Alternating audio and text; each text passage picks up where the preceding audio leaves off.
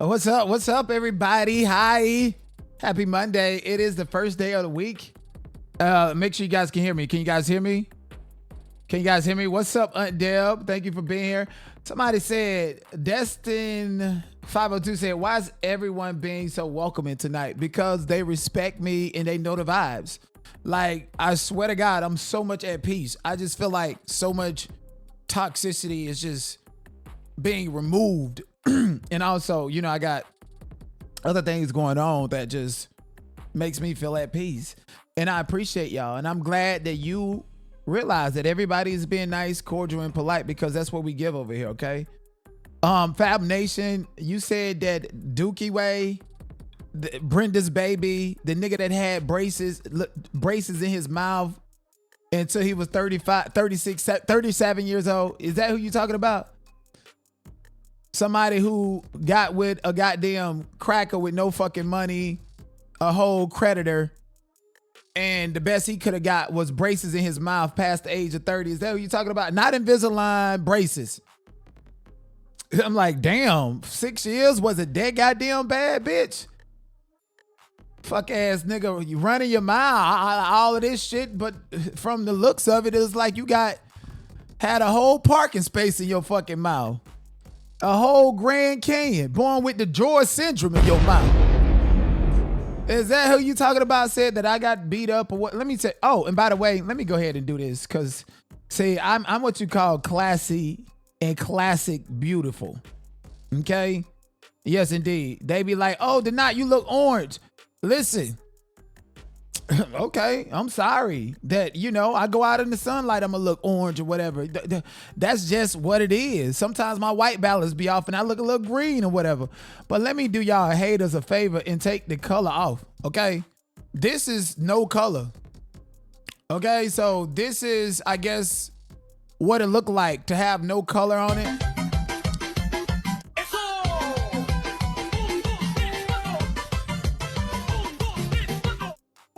Oh, thank you. This is what it like to have no color on it. And mind you, this shirt right here, this is an orange frog. So I done took the color scheme off of it. So ain't no color on my skin, ain't no color in this shirt.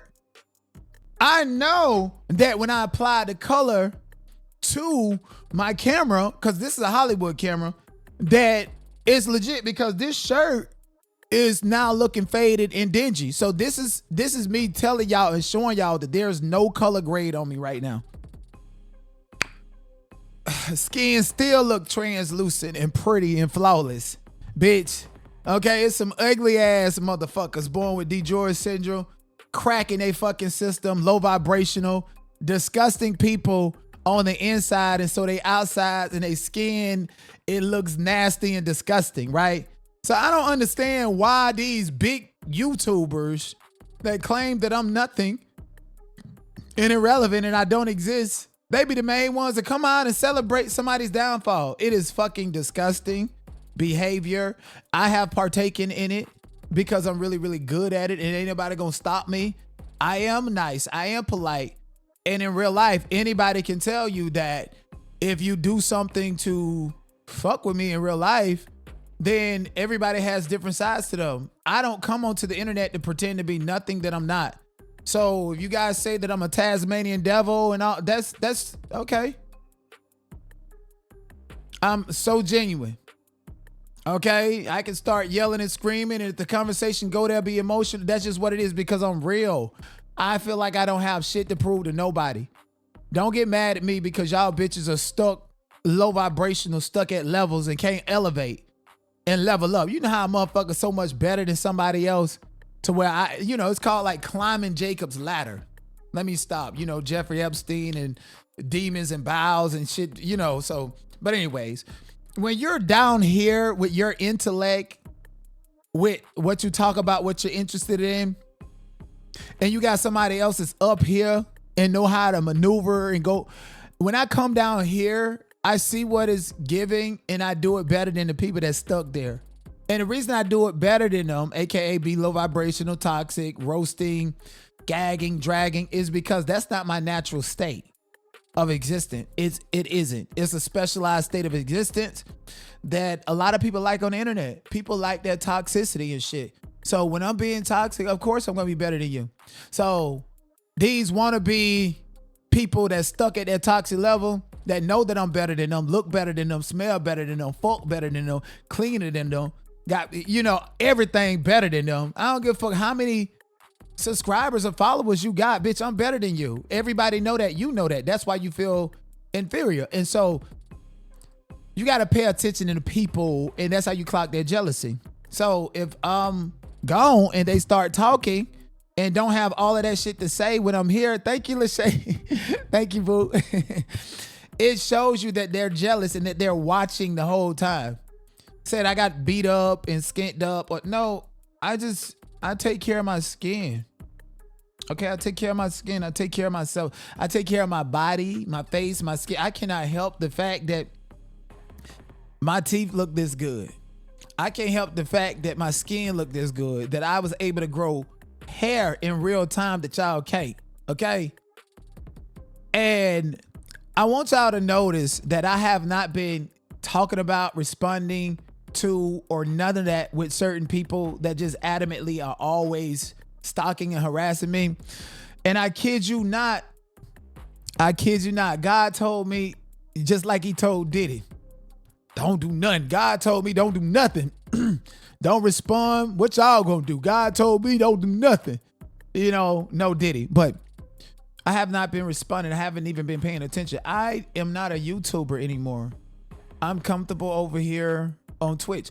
And I told King Payne, one of the things that made me actually be like, you know what, I'm gonna stick to this Twitch, is because that nigga can go live and make his motherfucking money. Okay, if that nigga got 20, 30 people in that bitch for 10, 15 hours, he ain't gotta play the game with the clicks and views.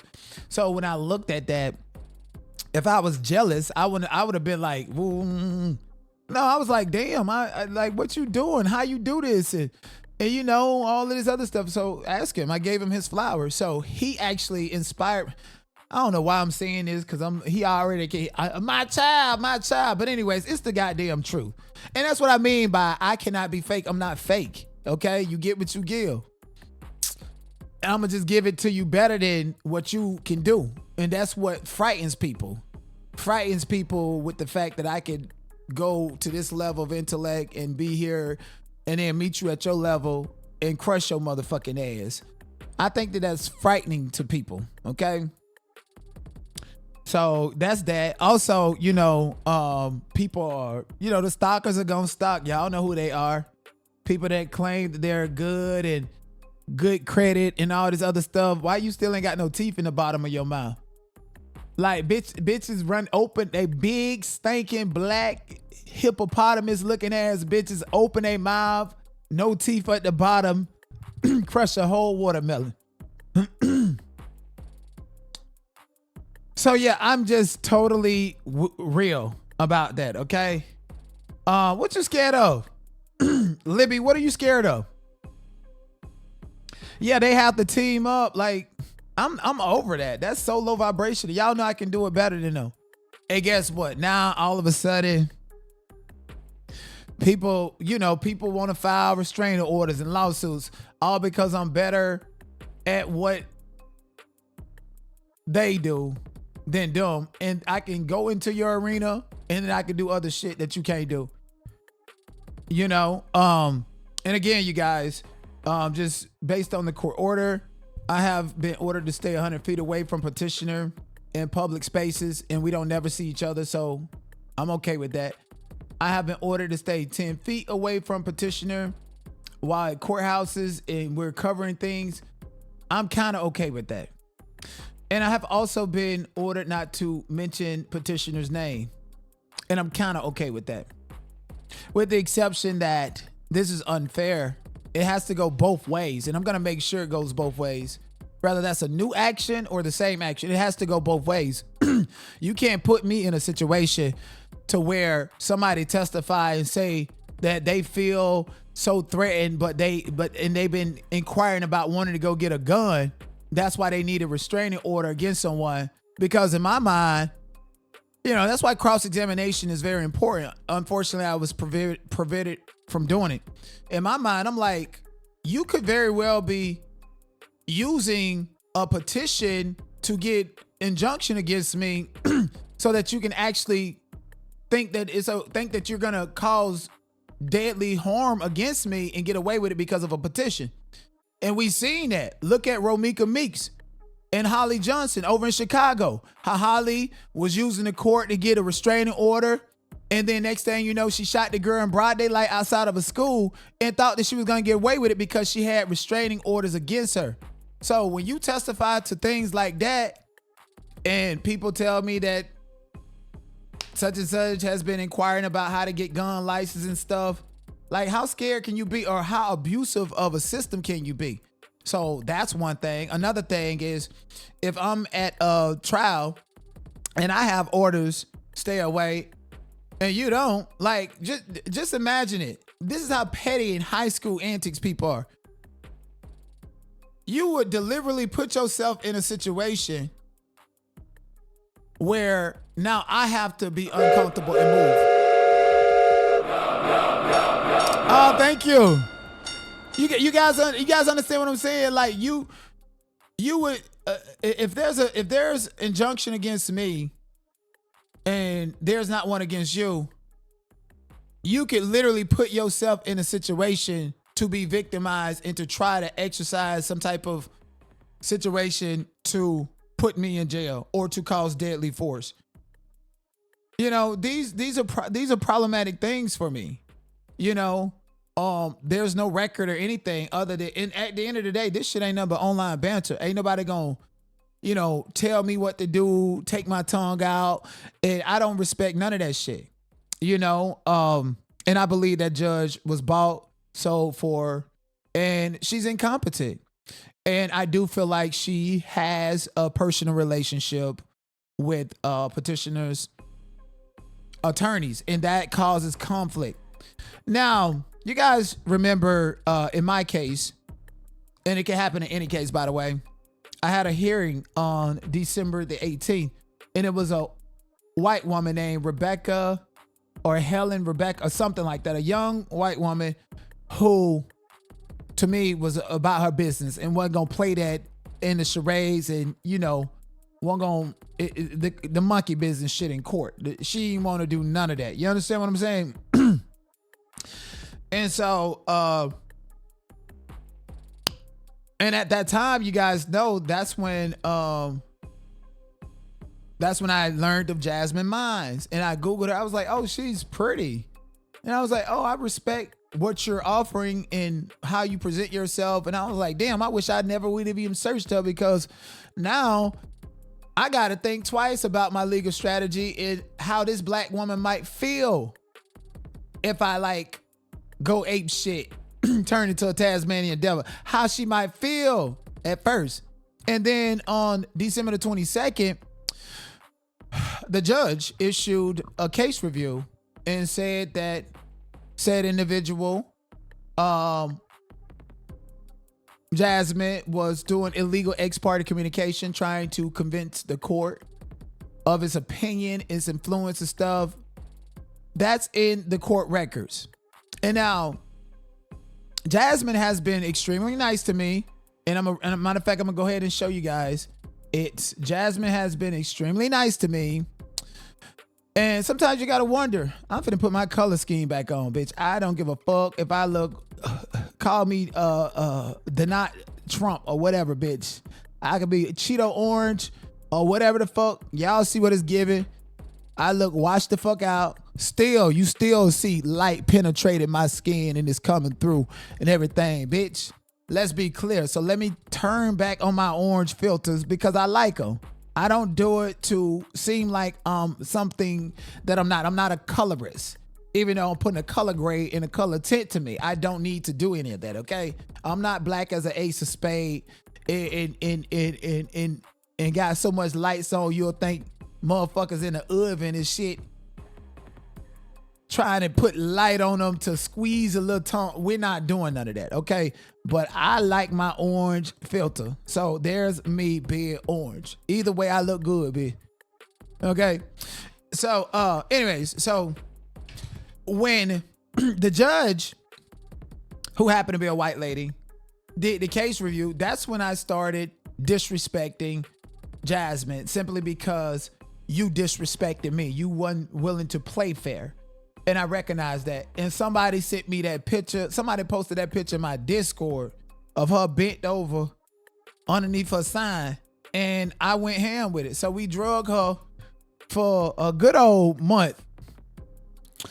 And I still can, because she's a public person and she's not there's no orders against me based upon that. But, you know, I know how to move on and move around. So I feel like I'm wavering off of this as far as when it comes to Jasmine, because Jasmine is no longer representing the petitioner. So, and we're still going to cover the case itself, filings, motion practices, because if it happened to me, it can happen to anybody else.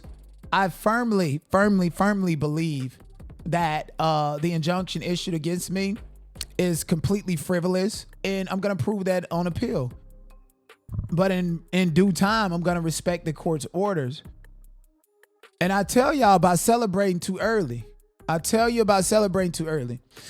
Because y'all ass is going to end up paying. Anyways, so, but Jasmine exited the case, and Jasmine has been extremely nice to me. And, you know, I like when people are nice to me because it's my natural state to be nice. Believe it or not, I know I can go ham and roast, do all that stuff. It is so unnatural for me to be like that most of the time. It's draining. It's toxic. It's not who I am. But if you want me to go there, oh, bitch, I can go there. And everybody know that, right? So Jasmine, on the 30th, during lunch break, she had emailed me and, you know, was telling me about certain things and how she knows I'm better than the way I present myself, and she can tell all this other stuff. So it actually kind of softened me up, and it helped with my delivery of my testimony. I will say that. And so we just been cordial and so forth.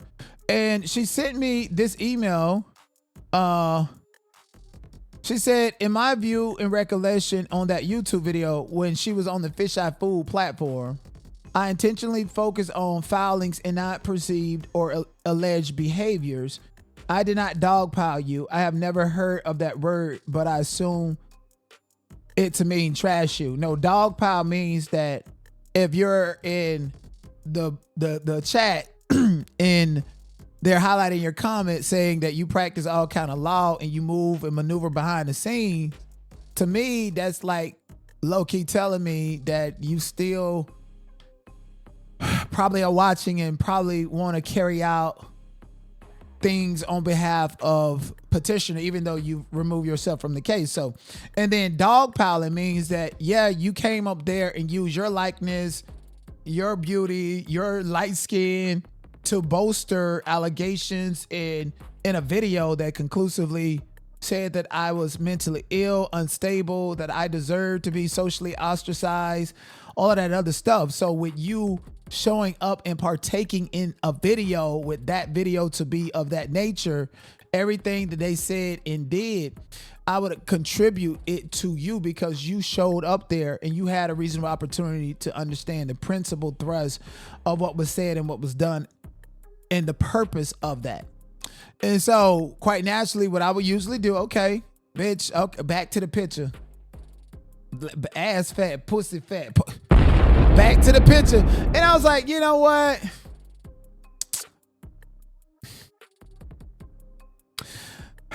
Anyways, let me continue reading. She said, and thank you. I'm glad you're accepting to gather. So she gathered me and she set me straight as a black man. And so she got me on one of them racial point moments. Cause as much as I sit up here, yell, scream, and say whatever I say, and say NB to particular individuals, that does not mean I hate black women. And I'm definitely not gonna be put in a position to where I have to explain that I don't hate black women, to where it's an army of people coming against me, because the only thing that does is create a dialogue and create an impression for me to, I guess, be more passive. And when you're passive, specifically with women, black women, I guess it's because I grew up with them and around them, they will take full advantage of you and try to do things to you and try to manipulate you. I don't like that shit. So again, and I've always said that I'm not a savior or protector of all black people or all people, period. Instinctively, I will protect and save a child, black, white, Asian, blue. Instinctively, I will protect and do everything necessary for my mother, the black women in my life, and the people that I care about. I'm not sitting up here pandering to none of y'all. Okay, I'm not Sean Davy Way acting like he give a fuck about a baby when he was born with DeGeorge syndrome. Brenda's baby, his mom was a crackhead. And his mama was like 10 times worse than Christian Rock. And you got the nerve to talk about this girl and her baby. To pander to the audience, I don't do that. I would never give you a narrative just because it's financially beneficial. I would never. And when I was at the Megan Thee Stallion Milagro Graham's trial, that was actually tested because a lot of her, as in Milagro supporters, came over, cheered me up, sent me money and stuff like that because they wanted me to pander to Milagro opposed to actually the truth in the case.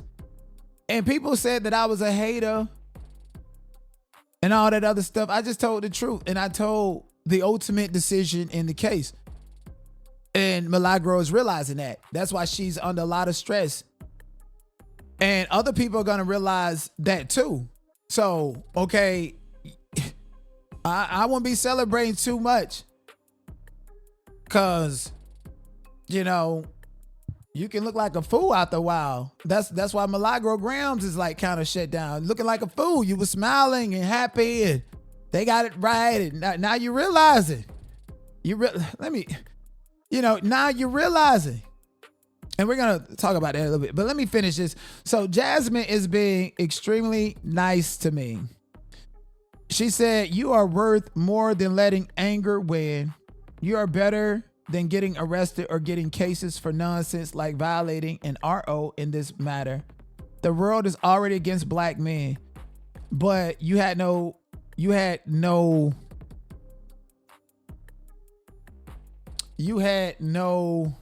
issue going to and inside the court line on a black man, specifically me saying that I called your assistant the day before the trial and yelled at your assistant when God was take my life right now. That didn't happen. But you said that to prejudice me. You also said a lot of things that were so untrue. And this is beyond the scope of just practicing law. So all of those things happen.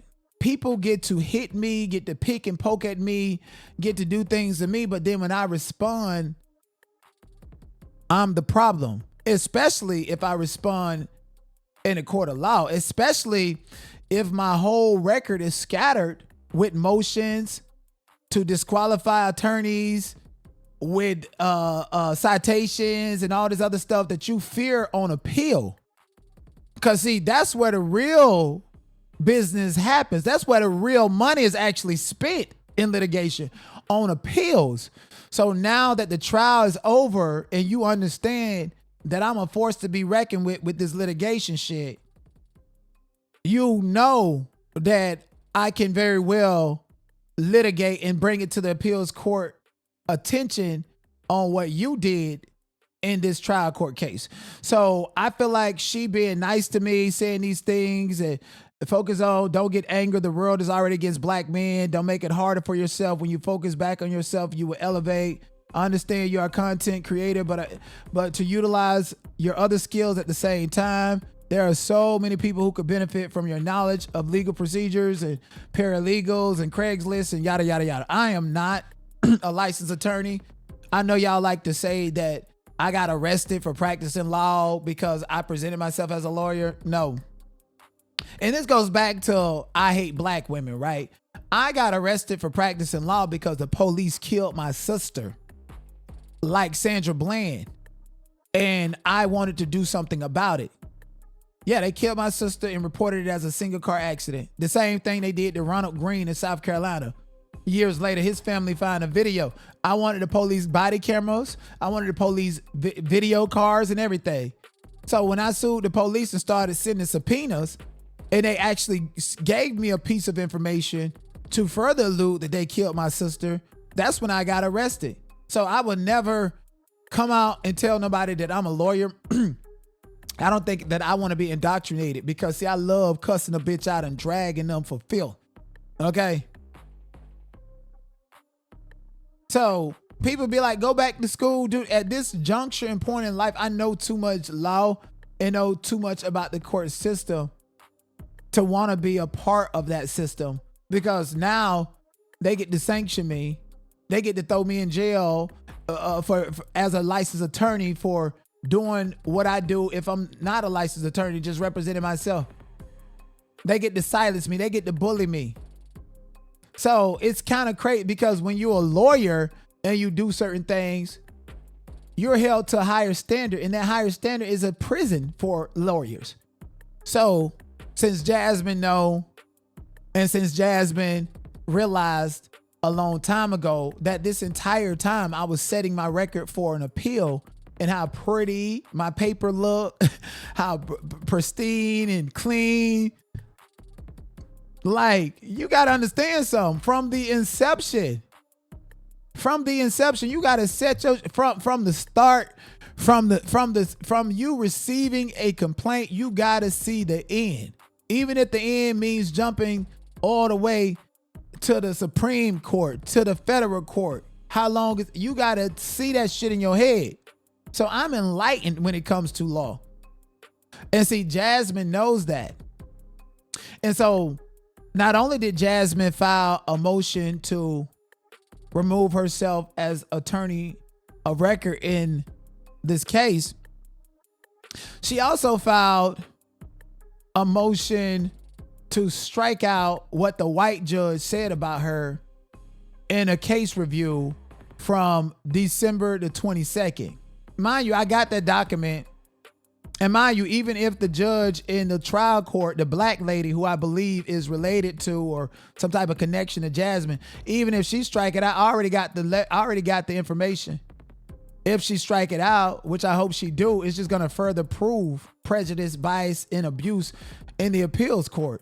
So I'm not even going to object it. I know case law that says that the judge cannot do that, but I want to see how dumb she is. I mean, I already know she's dumb. I already know she does not respect a black man and will rather do something harmful to a black man, and then, oh, he's good at what he do. Jasmine, you could have been told me I was good at what I was doing. We could have been had a conversation.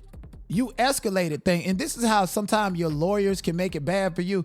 You escalated things with all these papers and all of this lies on me in court and shit like that. You kind of actually added to the problem for why we are here.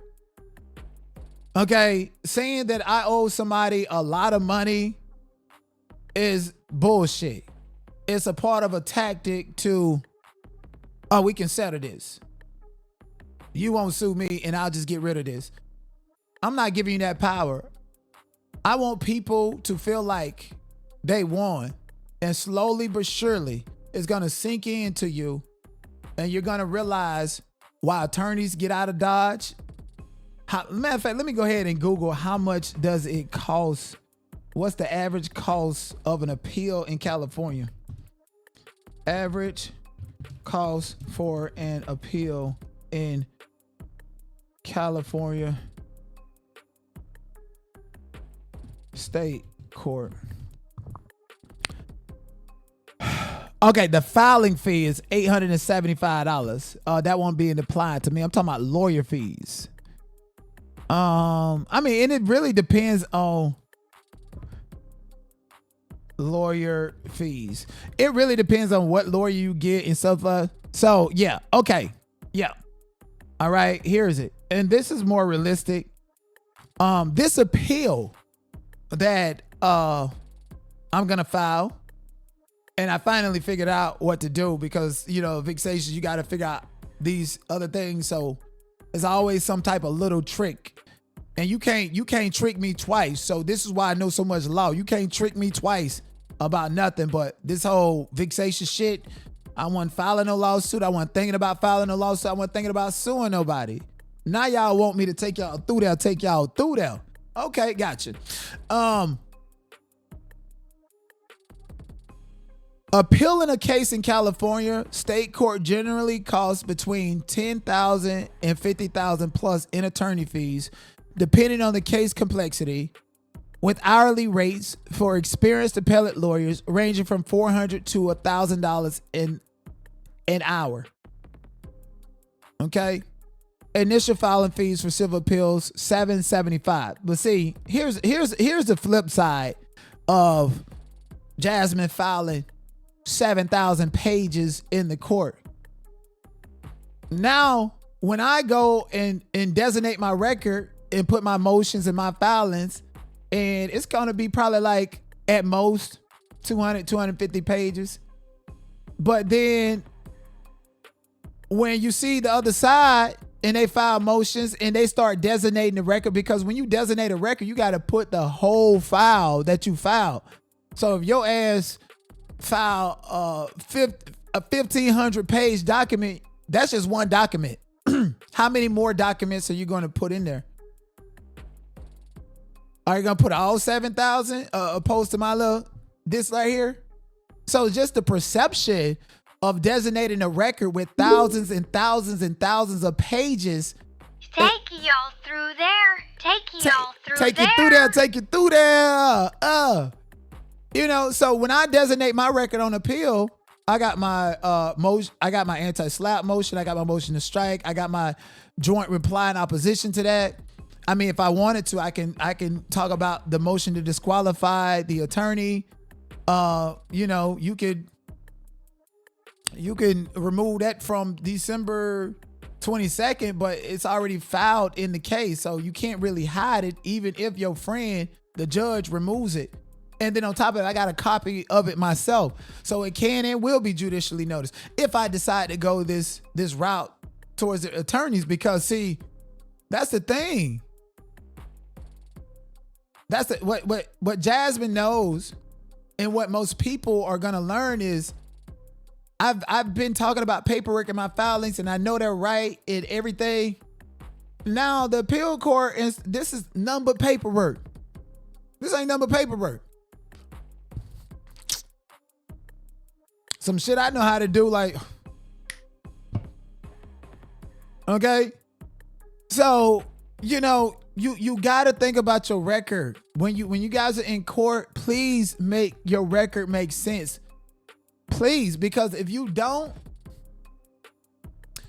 it's gonna look a mess, and it's gonna be a nightmare for you at the appeals court.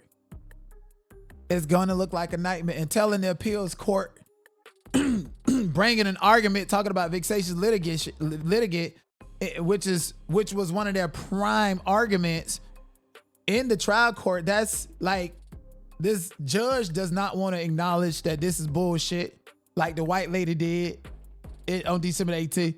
But they're gonna see. Like, there's nothing done in the dark with law. Okay?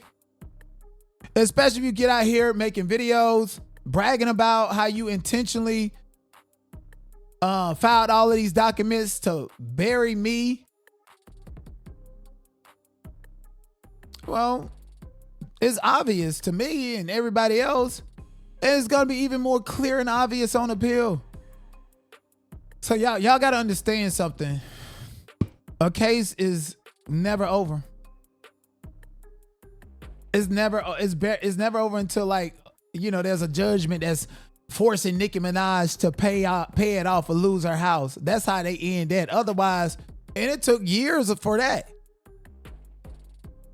You know, an appeal, this whole process can go well over 2 years. And again, $50,000 and plus. People gonna be like, is it really worth that? I mean, but everybody has the right to defend themselves and protect themselves. And I didn't know that I was worth so much money. Like that, really? That makes me feel special. Okay, people are taking vacation money, spending it on me. People are doing a lot. So sometimes your biggest haters are your biggest fans. I ain't want to spend not 1 second in litigation with nobody. And God knows with all the harassment and shit that I'd have been through, I could have been suing people, taking them to court, and don't want to. Shit, I did court every day for fucking 3-4 years every day, fighting multiple cases, fighting dinosaur attorneys. See, that's what they don't. That's what Jasmine failed to realize. I was fighting dinosaur attorneys, okay, babe? I was fighting attorneys that has been practicing law since before I was born. For years. Multiple lawyers in multiple cases at one time, motherfucker. It got to a point where all of them opt up and was sending me paperwork at the same motherfucking time at the last minute, choking me up in criminal court, civil court. So now that I done been through that, and this is what I mean by being a diamond in the rough and letting trauma and what hurts you empower you. Because I went through that, you think I'm not finna sit up here and know what to do like this, how to predict the case, how it's gonna go, what it means, what. Like at this point in time, the only thing that makes me feel really uncomfortable is the fact that it ain't even about somebody, you know, cases, things are not even really about protecting. It's really about a control mechanism. And this judge did not see that, did not see the motive. And now we just have to go through there. I'm gonna follow the court orders. Okay. And I haven't lost a beat. I haven't not gone live. I haven't not, presented myself as entertaining as ever. Why do you think I did the show yesterday? I did the show yesterday to show y'all that we still gonna keep on moving and keep on gagging and keep on dragging, because we don't have to talk about or focus on YouTubers to do no content over here. And it's unfortunate, the reverse psychology that so many people are engaged in when it comes to me. Everything that they say about me is true about them. And I don't even have to say nothing about them or even address it and respond. Want me to tell you why? Because when I just stay quiet and stay back and stop trying to fight all the time, it becomes obvious. Okay? So I want to pat myself on the back to say that I set my record up so fucking good for appeal. I did. Jasmine knows it. The judge knows it. Y'all know it. And I just want to say that I'm super excited. Okay? In my head, I've already done my appellate's opening brief. In my head, all I got to do is just put it on paper. And I do a lot of shit in my head before I actually do it. This is why I do it like this. Literally, I can be driving, thinking about an argument, and okay, cool, boop, boop, boop, boop, boop. It's all sorted through my head. I'm doing this. Then days later, weeks later, a month later, I go ahead and apply it and put it down. So I'm always living ahead of myself and trying to solve my problems before they actually affect me or get to me. And this is a mechanism to control my anger. And so with logical things like, I've already done my appellate's opening brief. I've already figured out possible strategies to get around it. Arguments. I figured out case law to oppose those possible strategies. I done all of this stuff in my head already. Now I just have to wait for the court. I have to wait for the court to sign off on the appeal. I got to wait for the court to, I got to designate the records. I got to go get court reporter transcripts. Then I got to wait to file the opening brief, maybe some letter motions about the appeal and like all of this stuff. I have to wait. Would it be okay if I react to your videos because I'm tired of the lies? Of course. Well, why not? Why not? You should react. Y'all ain't see that. Listen, when your honor said, granted, and when your honor said, I owe 40,000, 40,000, like, oh, oh, do we need to conduct some more hearings to figure out how much and when you, no, I ain't got $1, not a dime, I ain't got it. That's just what I said. And I started, and then the Asian dude, he started laughing because he already motherfucking know. Okay, he already know, bitch. He don't want no problem. They don't want no smoke on this appeal.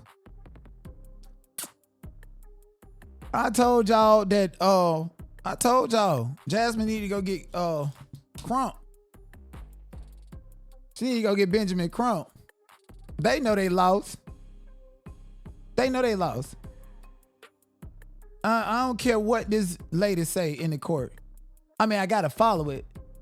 Don't get me wrong, but I don't give a damn because it don't have no bearings on my life. I don't give a damn what she's. I know she know that she's capping, like dead ass. I know she knows she full of shit. Why else would an attorney who works so hard for their client be, you know, whatever? Somebody said move in silent, did not. I mean, I haven't done anything. I'm just saying that I've already done it in my head. And so that's what I'm saying. I don't understand why people feel like they can just lie and talk and tell bullshit ass narratives about me. But then when I speak up for myself and I give you hints that, you know, this is far from over. It's appeals are very complicated if you don't know what you're doing. Okay. You remember like, oh, this 1,000-page document didn't file California rules of court. Oh, all of that stuff really matters on appeal.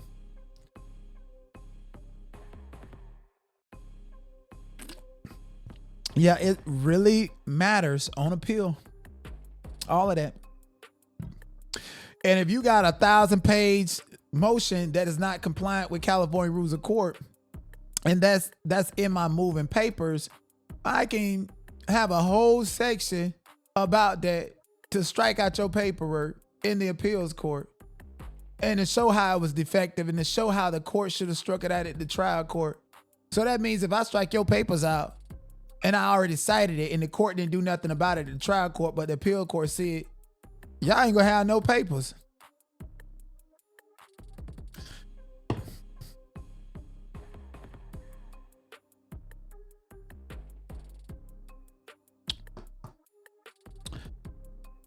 You know, this is a fight that I didn't ask for. This is something that I'm defending myself because the stigma that's attached to Denot lost in court is, for some reason, they think Denot don't know what he's doing or talking about to try to discredit me in these spaces, celebrity trials, to co-sign and sign off on an ongoing narrative that I'm somehow worried about or stalking. No. You ever know somebody who would say some of the most egregious shit about you that's not true, but it kind of triggers you and that's their way of attaching themselves to you? Really? There's a such thing as bigger content creators being jealous of smaller people. Attach themselves to somebody by playing the victim and they got to defend themselves, and because they're triggered and gaslit and you got a bigger platform, you can keep on perpetuating that same lie. Or maybe they're just delusional and believing in their head. Like, and then you got other people that would just fuck with you. And then when you clap back, They go to telling.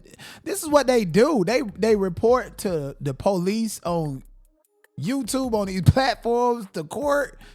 I don't want shit to do with them. That's pussy. That is pussy as fuck, if you ask me. So I don't want to even engage with nobody like that. Somebody said, I heard the lawyers cost $10,000 plus on appeal. Oh yeah, the lawyers on appeal, way more than $10,000 plus, especially with somebody like me. It's based upon the workload, and it's also based upon who that other person is represented by, or if that person know what they're doing. Any legit attorney that goes through the moving papers and the hearing and yeah. Okay.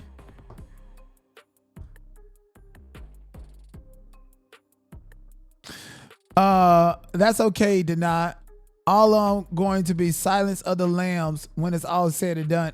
That's really true, because if I win or if I do something good, they don't report on that. They didn't report on Deny won against YouTube. They didn't report on that. They didn't report on all the papers, the motion. They just all stayed silent. I think the most scary part about me, and I'm gonna go ahead and admit it, is they don't know how smart I am. And I would tell you this as well. I don't know how smart I am. Want me to tell you why? Because every fucking day I get up, I read something, I try to learn something new. Literally. Me and Tasha K are the only two black YouTubers that are just constantly storing and collecting so much information about. I actually do more than her, but Tasha K is not dumb. She just don't talk about like politics because, you know, her audience, yada yada. But haven't you noticed that Tasha K and I are the only two that does these drawed out, entertaining shows full of just unique content, unique personnel? Tasha K and I are the only two who actually does this commentary stuff the right way. The rest of them, they just do one thing here or there. They sensationalize it. I mean, to each his own, but I mean others. But me personally, I feel like me and Tasha K are the best when it comes to covering multiple things or whatever the case may be. We are. Mm-hmm. Yes, indeed. Mm-hmm. Smarter, faster, quicker, quick-witty. And it's a lot of people that pull up and be on the edge of their seat because they don't know what the fuck I'm going to say next. You know, I got that. I'm the shock jock. I am the shock jock. Uh-huh. I am the Howard Stern to these niggas. Zach Campbell is like that too. I love him. Yeah, Zach Campbell. Yeah, I mean, yep. Mm-hmm. Somebody say, and I stopped listening to her because of you. It's more better. Nah, I ain't gonna lie. I still listen to Tasha K. I'm still behind her paywall. The other day was her birthday, right? And she didn't know that I've been behind her paywall on TashaKLive.com on the app. I've been behind her paywall for over a goddamn year, supporting her religiously, paying the $12. Sometimes I'd be like, damn, she got me again. $12 just creep on out of my bank account, you know? And Tasha K has a team. I don't. So, and she owed Cardi B her money, so I don't mind paying her the $12. And, you know, I know she was going to remove my ass from behind there if she knew it was me. But the other day was her birthday, and I finally said happy birthday. So then, and she said, thank you. I was like, yeah, this is Denot, by the way. Let me see if I'm still in there now that she know which my account is.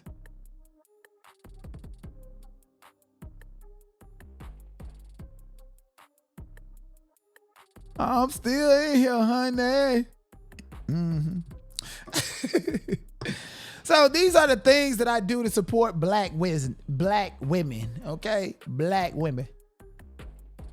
And the reason Tasha K is still successful and still going despite everything is because she's a black-owned business with her husband, and she got a team of white lawyers, white accountants, just a diverse group of people around her. And it just totally works for her in her life.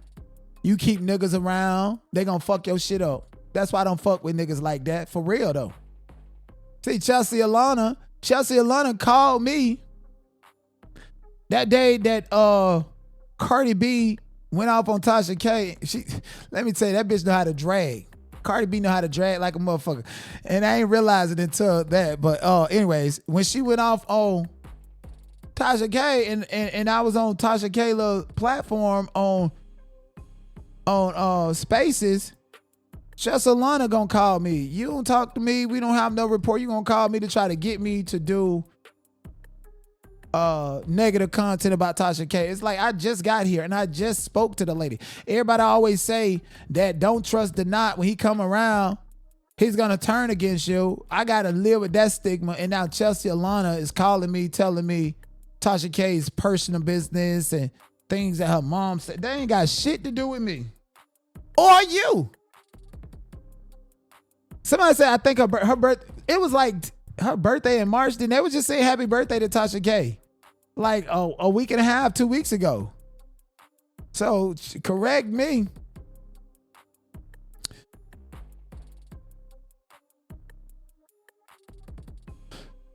Chelsea was petty using Tasha's emails to market after she was let go. You know, I want peace, bliss, and happiness, okay? And people gonna find out. I stop responding. People see the truth. People see people for who they are and what they do. Everything done in the dark must come to the light. Thank y'all so much. Thank you, Big Mama, for the 9 gifted. Who that? Listen. So Big Mama is like, I don't know who you are, but you coming over here showing out. Oh, Tasha K's birthday is March the 10th. She's a Pisces like me. Oh, so I guess that was, I don't know. Happy birthday, Lachey. Your birthday is January the 30th. Girl, why your birthday got to be January the 30th?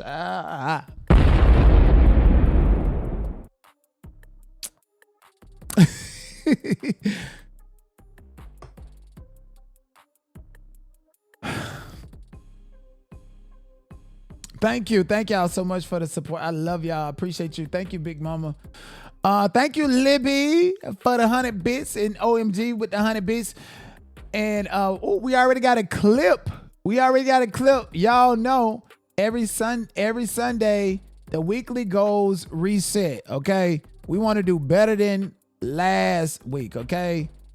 Shout out to y'all, man. Last week, man, we was on swole over here. All right, so we just got basic goals. Every week we want at least, let's try to get 50 gifted this week, okay? We already at 9, so we got 41 more gifted to go, okay? This is a sub chat only. And by the way, I really appreciate you guys who support me and who come and watch the replays. Cause replay gang be deep, okay?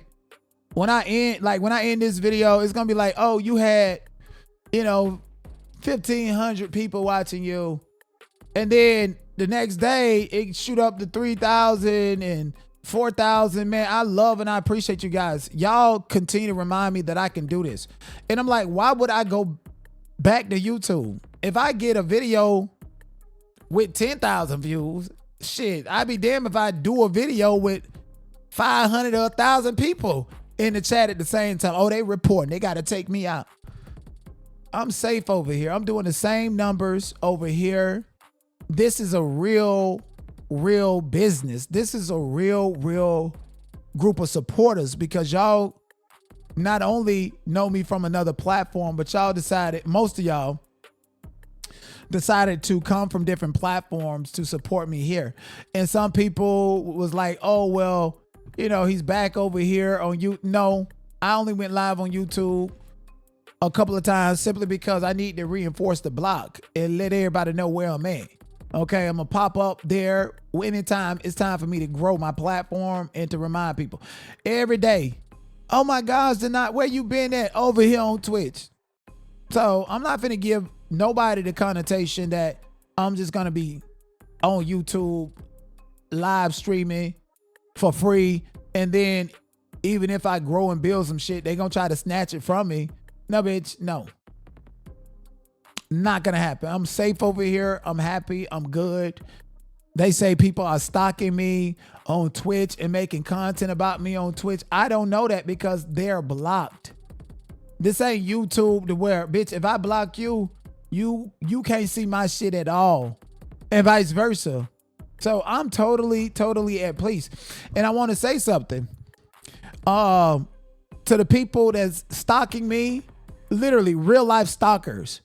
Like this is not they're not showing up at an event and get into an altercation, or I want to eliminate competition, so let me paint somebody. This is not that. When I say stalker, okay, I know the definition of stalking.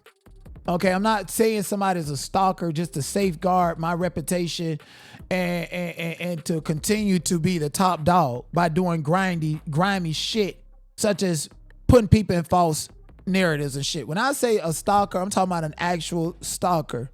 Somebody that you can't even talk to. It's like you ask them why you keep fucking with tonight. What's your issue? They can't tell you anything. The only thing is, I'm the shock jock. I'm the intelligent one that can talk about what they talk about better than them. Haven't you noticed? Even Sean David Way. Did y'all notice? I Miss Ned and Charles, I drug the fuck out of them. I built the whole platform to 20,000 subscribers, dragging the fuck out of Miss Ned and Charles every day for 4 months. And then when I stopped, who came behind to pick up the content and repeated everything that I said? Sean David Way. Chris Sean Rock.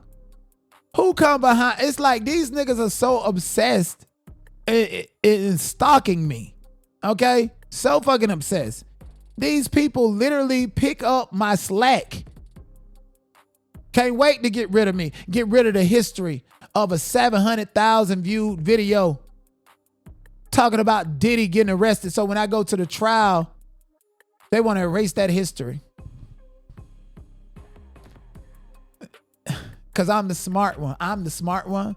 I'm the handsome one. I'm the most likable one, believe it or not. Okay, bitch. Yes, I am a Tasmanian devil. Yes. You just know not to fuck with me, or you know,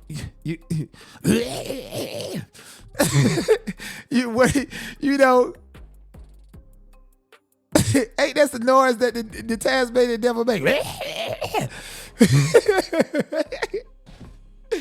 Dead ass. Okay, so I'm not finna deal with no oversized 6'4" ass bitch in a fucking cupboard that's smaller than Magic the Black Hour with a Nick at Night quill background. Cheap ass bitch.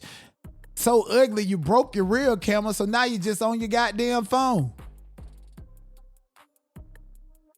You know?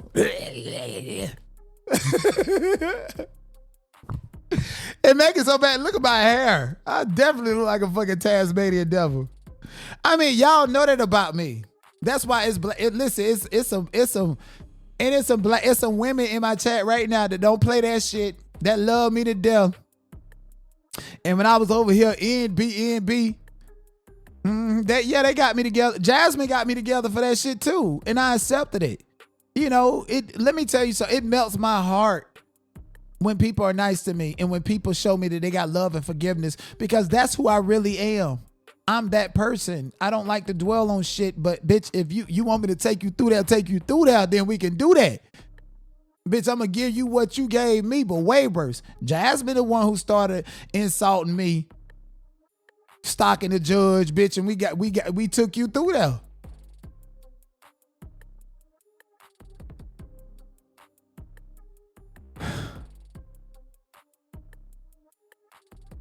Girl, why, here they come. Why they call you mother? Who are you? Girl, bring that little boy one more time. Where that little boy go? The little boy that say he a pre-K kid. I want to see him one more time. Girl. Lachey said, who Taz? That sound familiar. Tasmanian Devil off of Bugs Bunny, the Looney Tunes cartoon. And you know, Taz, how he go and tear everything up in sight. That's who I'm talking about. And it's like, every time he's and it's just fucked up. Everything is just fucked up. Fuck a bridge. That motherfucker go. Ain't no goddamn bridges when the Tasmanian Devil come through. That motherfucker ain't never seen no bridge, you know? That's what I mean. And that's how I am. Unfortunately, like I gotta work on that shit. Okay? We all grown and we all throw all the childlike tantrums in our own way. Somebody says you are a Taz. Yes, I know I'm a Tasmanian Devil. Don't fuck with me. You know what? I'm finna find a Tasmanian Devil sound and put it on this goddamn board because I gotta replace one of them. Cause bitch, if I play one of them other sounds, I'm going to jail. Let me get that shit up off of my soundboard real fast. Oh, let's leave them over there in the zoos and shit. We ain't got no shelter, no barns for nobody. Don't y'all love the fact that I'm so articulate to where I can just totally express myself? This is what they want. They want me to be calm and polite like this.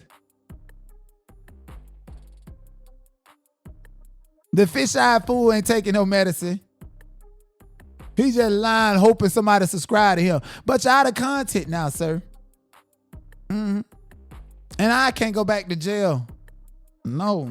I cannot go back to jail. I'm sorry. I don't want. And like, you know, that's just not a place for me. So, you know, we got to respect court orders and shit right here. Somebody said, I love everything about your Taz.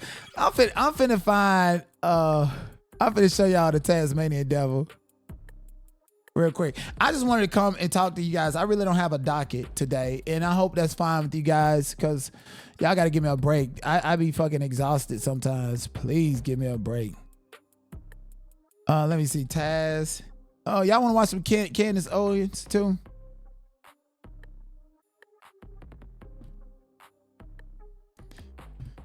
I'm gonna find a sound.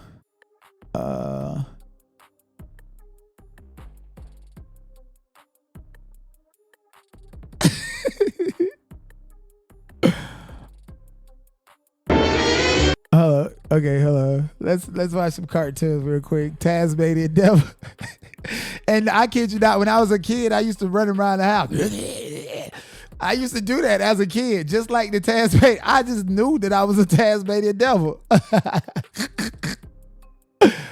Hold on, let's see this. Taz got a package.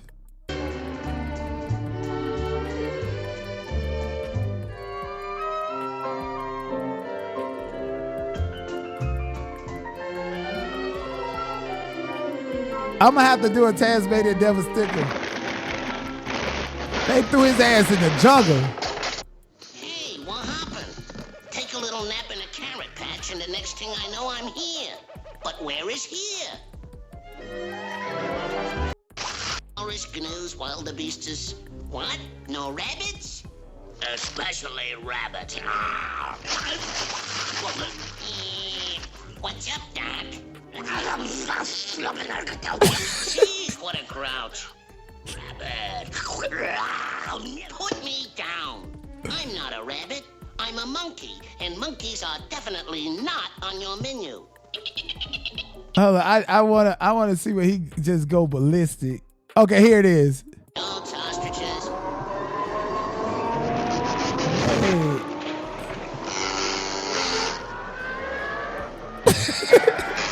Just tearing everything up in sight.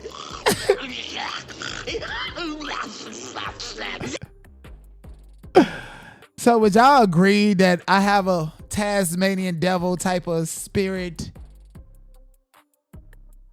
You know, cute and cuddly and he'll give a fuck, bitch. Everybody catching bullets. Effing ish up. Looney Tunes used to be my favorite. That's why they're mad. Yes, Lachey, cartoons used to be so simple. Nigga, I was at my sister's house and when she was staying in New Orleans one time, my nephew was watching Sonic Hedgehog and we were just in a conversation. And you know, these days when the kids are watching cartoons on YouTube and shit, you don't know when the next one coming on. You don't even realize it's on rerun or whatever.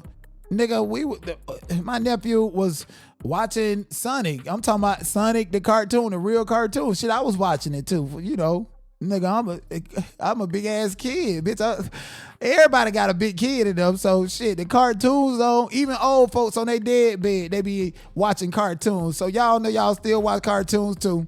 Everybody still watch motherfucking cartoon to some degree, you know. But y'all know what I'm saying. Anyways, yeah, we were watching and me and my sister got up and we was talking, smoking blunt, and you get back in there, damn, you got a thick ass motherfucking female Sonic that's smoking a blunt, eyes bloodshot, cartoon that my nephew watching. So cartoons that got grown and the Boondocks didn't help it at all. Okay, the Boondocks is a hood nigga cartoon. And speaking of that, y'all, see,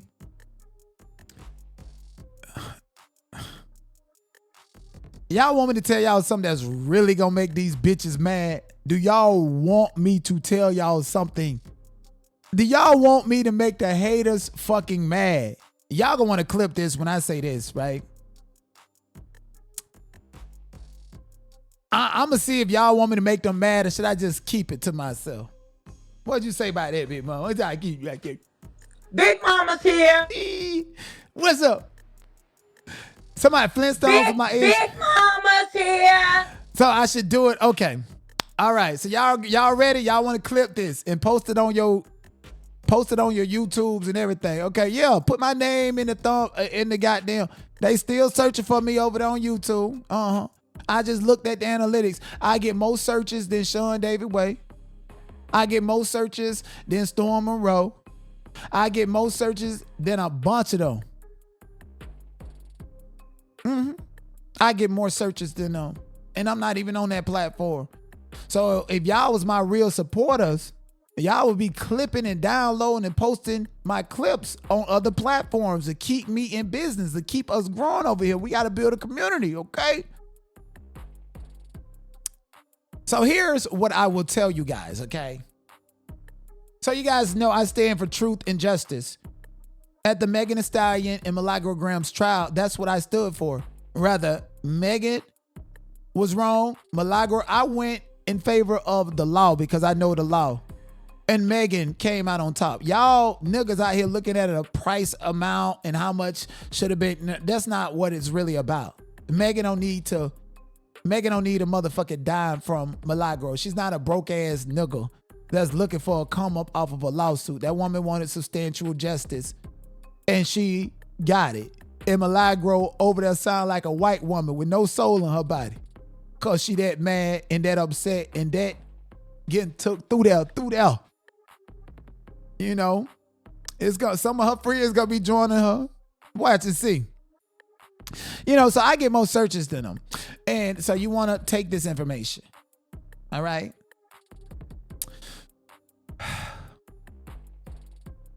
So it happened last night. I was with a certain celebrity that has seen me in passing multiple times. And last night was the first time we actually spoke.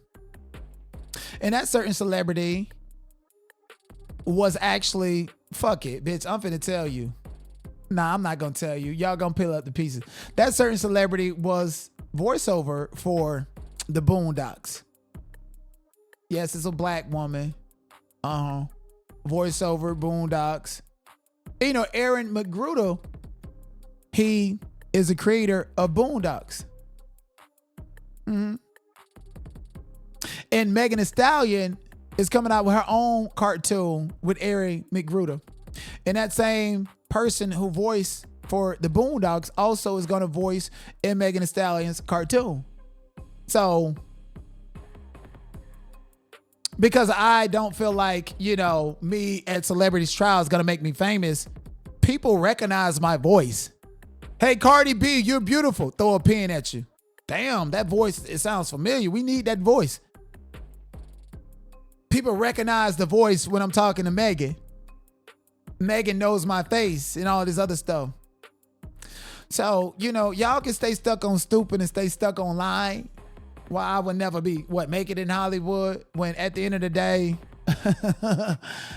your network is your net worth. Girl, why, here they come. Why they call you mother? Who are you? Girl, bring that little boy one more time. Where that little boy go? The little boy that said he a pre-K kid. I want to see him one more time. Girl. So, you know, that's why it's important for me to just relax and control my anger and frustration. Like, take it back in 2017, 2018, when I was just learning law, somebody got a fake ass frivolous injunction against me. I would be so upset. Go out into the world being upset, missing and ignoring all of my blessings because I'm so upset. So everything bad happens to me, God got a plan right around the corner for me. You just have to be ready to receive it and prepared. So it was just like perfect timing, perfect opportunity. I mean, that's how they say careers in Hollywood are made. I mean, yeah, I've been on TV. Yeah, I've been in movies. And yeah, I got a whole bunch of stuff that none of these other YouTubers and social media personalities have. Okay, I don't give a fuck how many subscribers and followers y'all got. Y'all ain't got nothing substantial, bitch. You just one YouTube check from being homeless.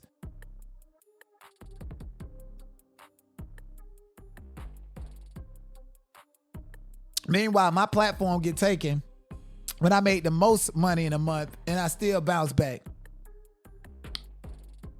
And it just happened again the other month too. The other platform.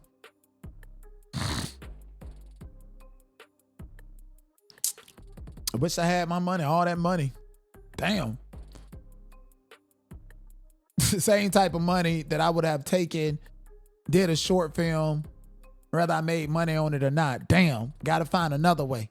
So money and everything. YouTube stole $12,000, $13,000 from me. And the only reason I haven't sued them in federal court yet is because I've been distracted by some other bullshit. I got bigger fish to fry. I know that I could end all of this by stipulating that, you know, I won't sue, because little does people know when it comes to a complaint and me having to get permission from the presiding judge, I already got permission to sue a YouTuber. I got the letter and I can show you. I got permission to file it. I can file it right now if I wanted to. Filed it the other day if I wanted to. But see, sometimes I just want things to play out. I just want things to play out. Anyway, so the only reason YouTube have not been sued is because I've been kind of distracted. Unfortunately, I don't need permission to sue YouTube from the federal court, even though it's right across the street from the state court, because the vexatious litigant status only applies to state court. And then on top of that, the state court already gave me permission to sue them for a fraction of what I'm finna sue them for. And I won. So YouTube was dumb by not appealing because they don't understand what that means for them in the near future. So it ain't just regular people that's dumb. It's these big corporations that's dumb and don't know how I fucking set them up for the okie doke. Again, I build my record for appeal. I sue YouTube in small claims court and state court with a federal lawsuit in mind. Mind you, as soon as they took my platform, I said a class action on change.org. Months later, I filed the small claims. Oh no, that was me testing the waters. Giving credibility to my claims. But I don't even know how I set them up. Oh, I got until June 20th of 2026 to sue YouTube in federal court.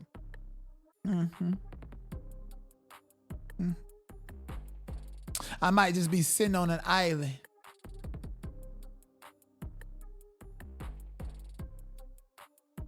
Somebody said their platforms are next to be taken. And listen, all of that shit is gonna happen naturally. And if I was really mad, I can literally blitz the fuck out of all of their platforms. All the dragging, the cursing, the profanity, all that shit that they did 6 years ago, 5 years ago, bitch. If I was really mad, I would go through your shit and have your shit gone overnight by reporting it. Somebody said, so do you think as a beginner of YouTube, you have to fit in to get ahead? That's why I got doxxed and played with and ostracized, because I didn't want to fit in. I did not want to go along with their narratives. I knew for a fact that I didn't need to be their friends. I quickly found out who they are and who they were. And I'm the type of person, bitch, I'm not finna go back and forth with you. This is not a back and forth. This is me packing you up. Don't say shit, move around, apologize, tuck your, and move around. Be like Jasmine Mine. Take that motherfucking L and move around.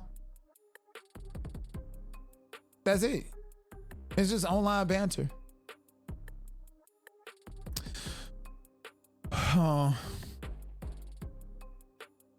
And not trying to fit in, being yourself.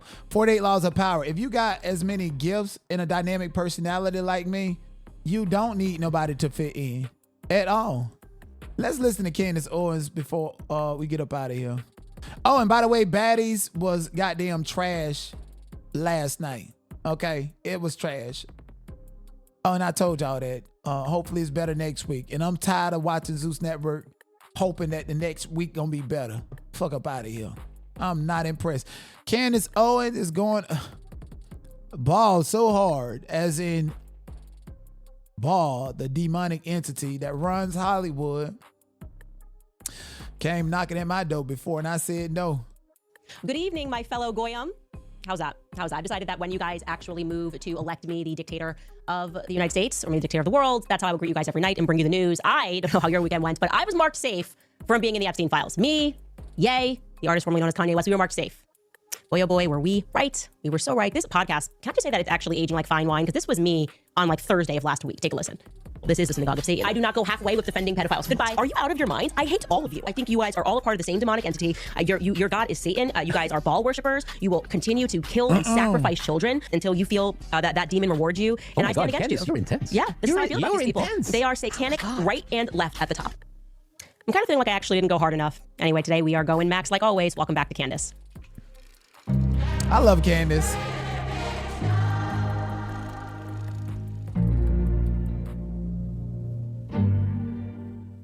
Start with the obligatory question. Are we still talking about the Epstein files? Are we still talking about those Epstein files? Yes, actually, we are, Trump. We are, man. I can't believe you're tangled up in this, that you would keep this a secret to protect the elites knowing what you know, what you most definitely know that they are up to. Because if we know, how could you not know? You know who was not surprised at all while reading through the Epstein files? Any person that's been watching the show. And of course, the people, especially the people that are in my book club. Shout out to the people that are in the book club. Because the book that we are currently reading is so on time right now. Quite literally, we're completing this book on Friday, Sigmund Freud and the Jewish Mystical Tradition. After having read previously The Assault on Truth, those people were not surprised at all because I took you through it. What Sigmund Freud and his B'nai B'rith Freemason boys actually believe about you, what they believe, how they have accomplished things, this false dialectic, their means to accomplish running Western society, breaking apart Christian empires. Yes, he hated Christians. It's a fact. He wrote about it extensively. He hated Catholics. And yes, they perform rituals. That is not an imagination. It's not a conspiracy. The only conspiracy are those that are colluding to hide those facts. And now we can really stick our noses down at them. And no, I want to be clear. This is not Judaism. This isn't your grandma's Judaism. It's occult mysticism. That's the way that it's able to move through seemingly all the faiths, right? Aleister Crowley. Well, how could you have the Star of David once upon a time? Was it before 1914? That was the flag of Morocco. That's weird. That's not a Jewish nation. What does it actually symbolize? Occult mysticism. That's why it's on the cover of Aleister Crowley's books. If you're going to perform magic and rituals. And yes, sorry guys, got to wake up. It's a Monday. We got to get you there. They deem children to be a necessary part of their initiation rituals. This I'm going to read from you is actually a direct quotation from Sigmund Freud. Okay. A person that was hailed as a hero. We were in high school and middle school, and he's the father of modern psychology. Yeah, guys, that's kind of the problem. That is kind of the problem, actually. Anyway, to contextualize this, he's writing a letter to his best friend, also the person he was having a gay affair with, who mentored him, Wilhelm Fliess. Now, I should skip to the part and tell you Wilhelm Fliess also molested his own son, Robert Fliess. Robert Fliess spoke about that when he got older. But Sigmund Freud is writing to Wilhelm Fliess after he gets initiated, because they wait until you're 36 to initiate you into the occult mystic Kabbalah. Okay, I'm going to read you what he writes. He's referring to a patient who he previously hadn't understood before his initiation, who came in, and she spoke to him about what she experienced when she was a child. He writes, imagine I obtained a scene, which means a patient was speaking about this, about the circumcision of a girl, the cutting of a piece of her labia, sucking up the blood, following which the child was given a piece of the skin to eat. He then fast forwards and he says, I dream, therefore, of a primeval devil religion whose rites are carried on secretly, and I understand the harsh therapy of the witches' judges. And then he speaks about this. Freud is implying here, by the way, we are so anti-Semitism proof. This book was written by a guy who was the director of the Freud archives. He read Freud's unpublished works and determined that, yeah, Freud knew that the children were being abused in Vienna, and he created a social science, psychology, to help gaslight those children. This is what you got to be aware of. This is all real. It's not imagined. These are not kooky people on the internet that are telling you this. Quite the opposite. And then this guy, Jason Masson, who writes this book, writes that Freud is implying here that the Sabbats were real events, part of a ritualized religion in which sexual perversions were acted out. So he was aware that this was happening. And in case you are not aware, Sigmund Freud, the background story there is wild. All right, he was once an outcast in the very tight-knit, perverted psychology club in Vienna because he told the truth. He went to the morgue. He examined children who had died after they were horrifically murdered and sexually assaulted. And then he also saw patients who were children who were still alive, who were telling him these stories of what they lived through. And he had determined after speaking to these children that they were all telling the truth. And so he gets ostracized from the psychology community. He's like, no, this is actually happening, and it's also incestuous. And they go, get out of here. You can't be with us. You can't publish this paper. Oh no, what would the goyim think? He actually did publish his findings. And like I said, the pervert turned on him. Then remarkably, at the age of 36, he partakes in a ritual during which he's welcomed into the club, and he changes his mind, and he writes to Wilhelm Fliess that he now understands. Okay, so that's what I just read to you. Like he now understands what is happening. And that is why you need to wake up and recognize that this is what is happening in our world. And what he's referring to are ancient pagan festivals and ceremonies that center around the earth's cycles of death and rebirth. And so to make this extra clear to you, we are not in a war between monotheistic faiths. The people that we are fighting are effectively pagan gypsies who have been wearing the cloak of Judaism, I would say, since the fall of the missing Khazarian Empire. The Khazars were a nomadic Turkic tribe who adopted Judaism in the 8th century. Now, Freud, this part is important. We're going to get to what's in Epstein's emails because, man, if I didn't tell you guys the truth, Freud himself was a racist, okay? He was a part, like I said, of the Freemason group in Iberith, which had, if you don't know what an Iberith is, you got to wake up, especially if you're in America, okay? That lodge, it's Jewish supremacists. They had everything to do with the Civil War in America. They excel at creating the false dialectic, the North versus the South, the left versus the right. Ulysses S. Grant notoriously expelled Jews from his military district, Tennessee, Mississippi, Kentucky. You think he was just like what, another white supremacist? Everyone's just a white supremacist. I mean, they would have called him a white supremacist, or he was anti-Semitic. Everybody's just anti-Semitic.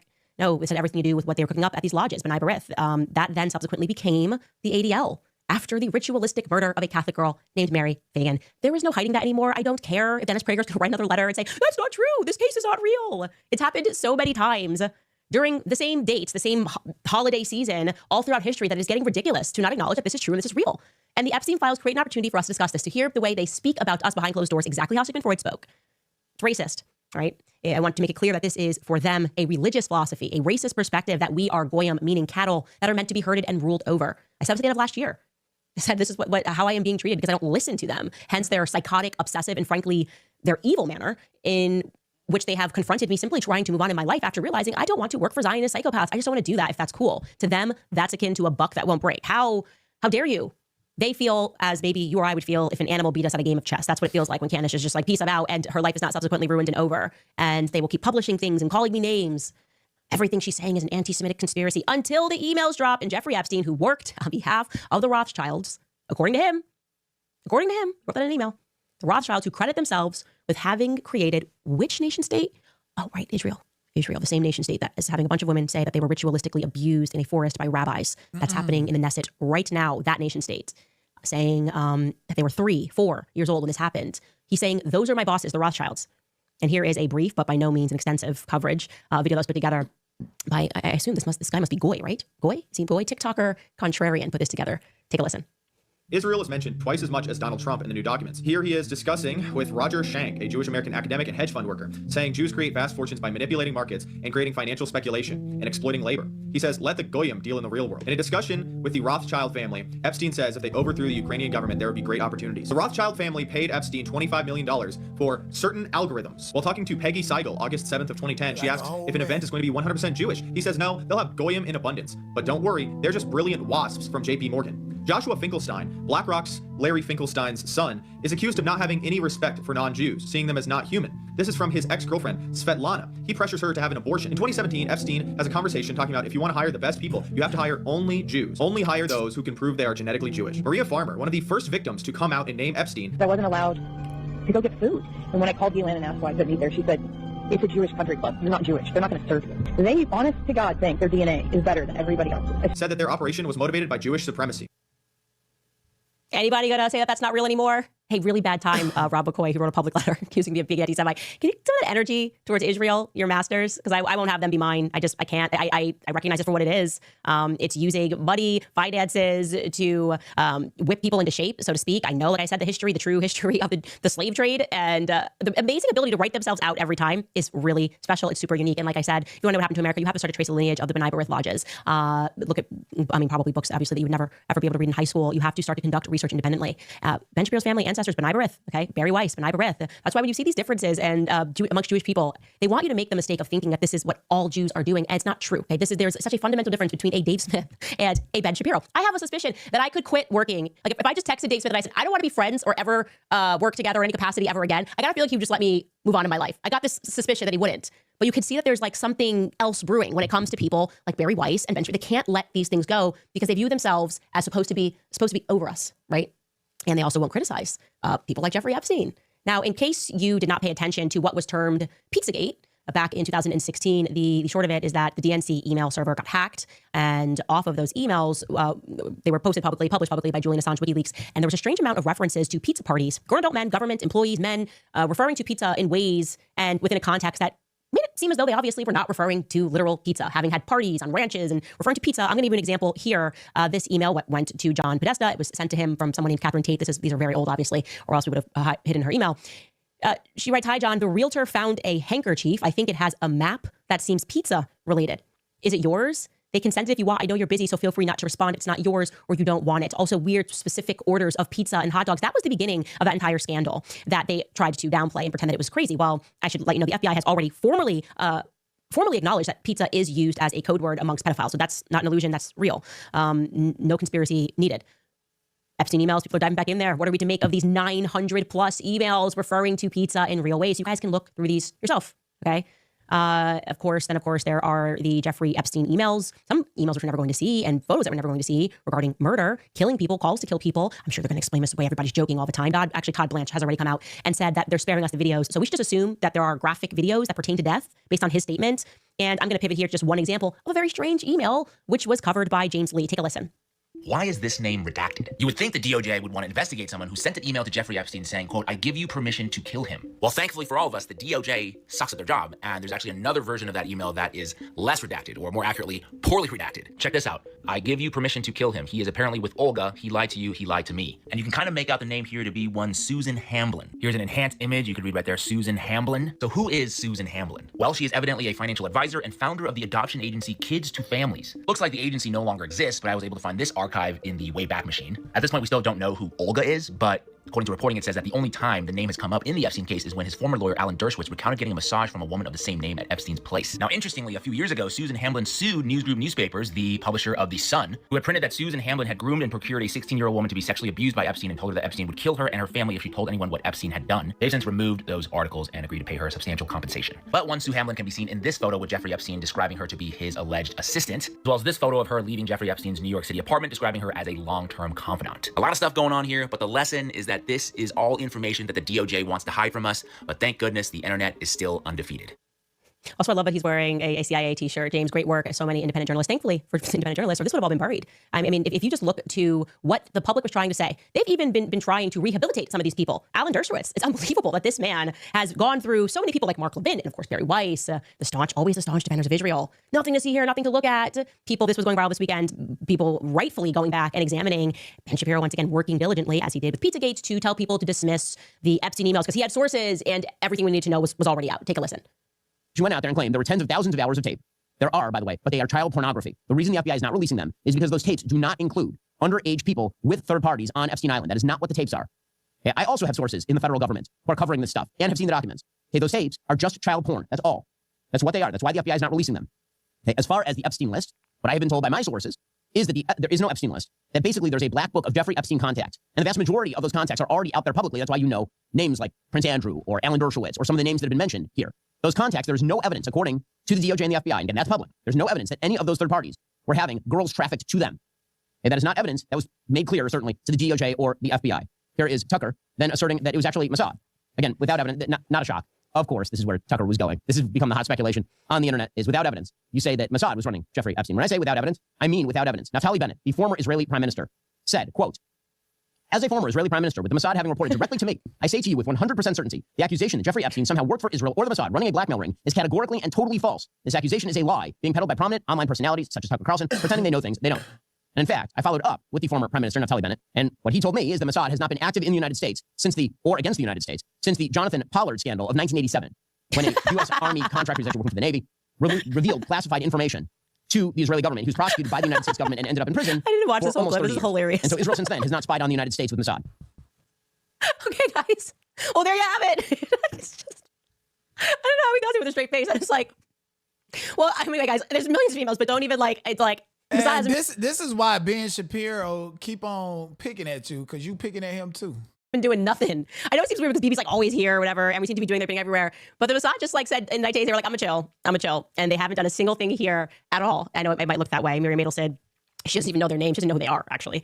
She's doing her thing and she's giving Trump $200 billion, but it ain't got nothing to do with the Mossad. So I just wanted to bring you that stunning report from Ben Shapiro. Thank you for clarifying, Benjamin. Nicki Minaj also went off in a series of tweets after it was revealed that Jay-Z was mentioned in one of the emails. Now, I'm going to wait for a little more information regarding this email because I don't want to be first to publish, because they are now saying that some of these emails came in later when people were allowed to then just flood the FBI with reports. That might not be right either. So just give me some more time to look into it. But the point is Jay-Z was mentioned here, and it was in the context of being with Harvey Weinstein, watching somebody be assaulted. I'll definitely have more for you guys. And basically a bunch of people rightfully unfollowed Jay-Z. I have not been a Jay-Z fan for a very long time. It is very obvious. He sold us out to the feds. He's clearly working for the feds. I have always believed that the individual that came forward and was honest about what was happening with Diddy and Cass and talking about how the feds do deal with rappers, they give them tons of money and then they move drugs in. That just felt like the correct thing. Like my assumption when it came to Jay-Z was obviously what he was involved in. And so, yeah, Nicki Minaj had a lot to say because she feels vindicated in many ways about speaking about how the hip hop industry works, that you have to get involved with a lot of this stuff. And if you don't, they will essentially blackball you. And you know what? Ye has spoken about how you get blackballed in the industry. He was obviously too sleepy and never got to those tweets that he was going to author because he was very tired and he needed a nap, but he was about to let loose on a bunch of people who were doing the blackballing. And I do very much believe that Jay-Z is a part of that. That, like I said, feels to me like common sense. And I think more will come out and people are unfollowing him. Anyways, here's what Nicki Minaj had to say. She wrote, your favorite artist has been practicing rituals in a satanic cult where they take babies from other countries and mutilate and kill them as a form of blood sacrifice to their god. You see, when your master is Satan, you must constantly shed blood. However, the jig is up. And yeah, she's not the first person in Hollywood to say that. I mean, every time we show you things, even when we showed you the CERN activity that was happening, which somebody caught on tape, they just came out and were like, oh, we were just faking. That was just like fun. That's what scientists do. They dress up in the middle of the night and pretend to stab women before a statue of Shiva. That's kind of what they told us about CERN. I just don't know how much could be in our face anymore before we wake up and realize these people are ruling over us and they win when we're fighting with each other. That's just the reality. I really don't see how you can have a ton of success in Hollywood and not be in the club, because Hollywood was founded upon this. Hollywood Babylon, we spoke to you about this. In our book club, they quite literally imported people from Vienna, where Sigmund Freud was, where his boys were. They imported them and they made them directors, they made them actors, they made them actresses, and they were tasked with destroying Christianity, just as they were doing upon the European continent. I don't have time to tell you guys about World War II. Just assume that everything that they told you is incorrect and upside down. They're lying about what happened yesterday. They sure as hell are not telling us the truth about what happened during World War II. And I just don't really care what you call me. It's time for everyone to wake up. And we're not getting all these files. Obviously, they are protecting a ton of people. The fact that you can't find like the Adelsons in here is completely ridiculous. The people that are still in power, like they're active agents in America today, are all being protected, which is why it was super interesting to see them sort of throw Peter Thiel under the bus. That was interesting. Like I said, you can trace this stuff through politics, through Hollywood, the Jewish occultists, mystics that established these industries.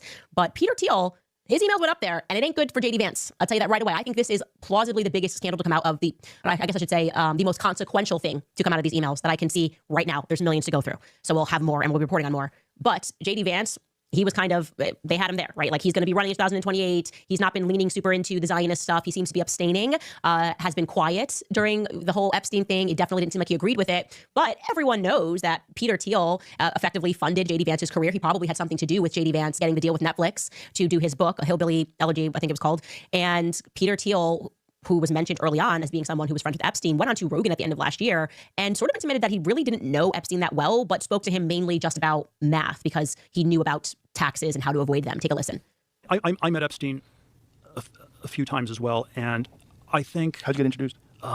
It was Reid Hoffman in Silicon Valley introduced us in 2014, but it was basically, and I didn't check, didn't ask enough questions about it.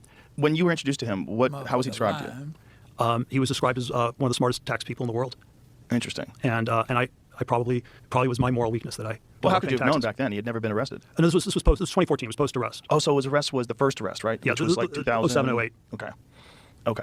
And so, but you assume he didn't go to jail for that long. Right. It was probably not as serious as alleged. There was certainly the illusion through all these other people that I trusted.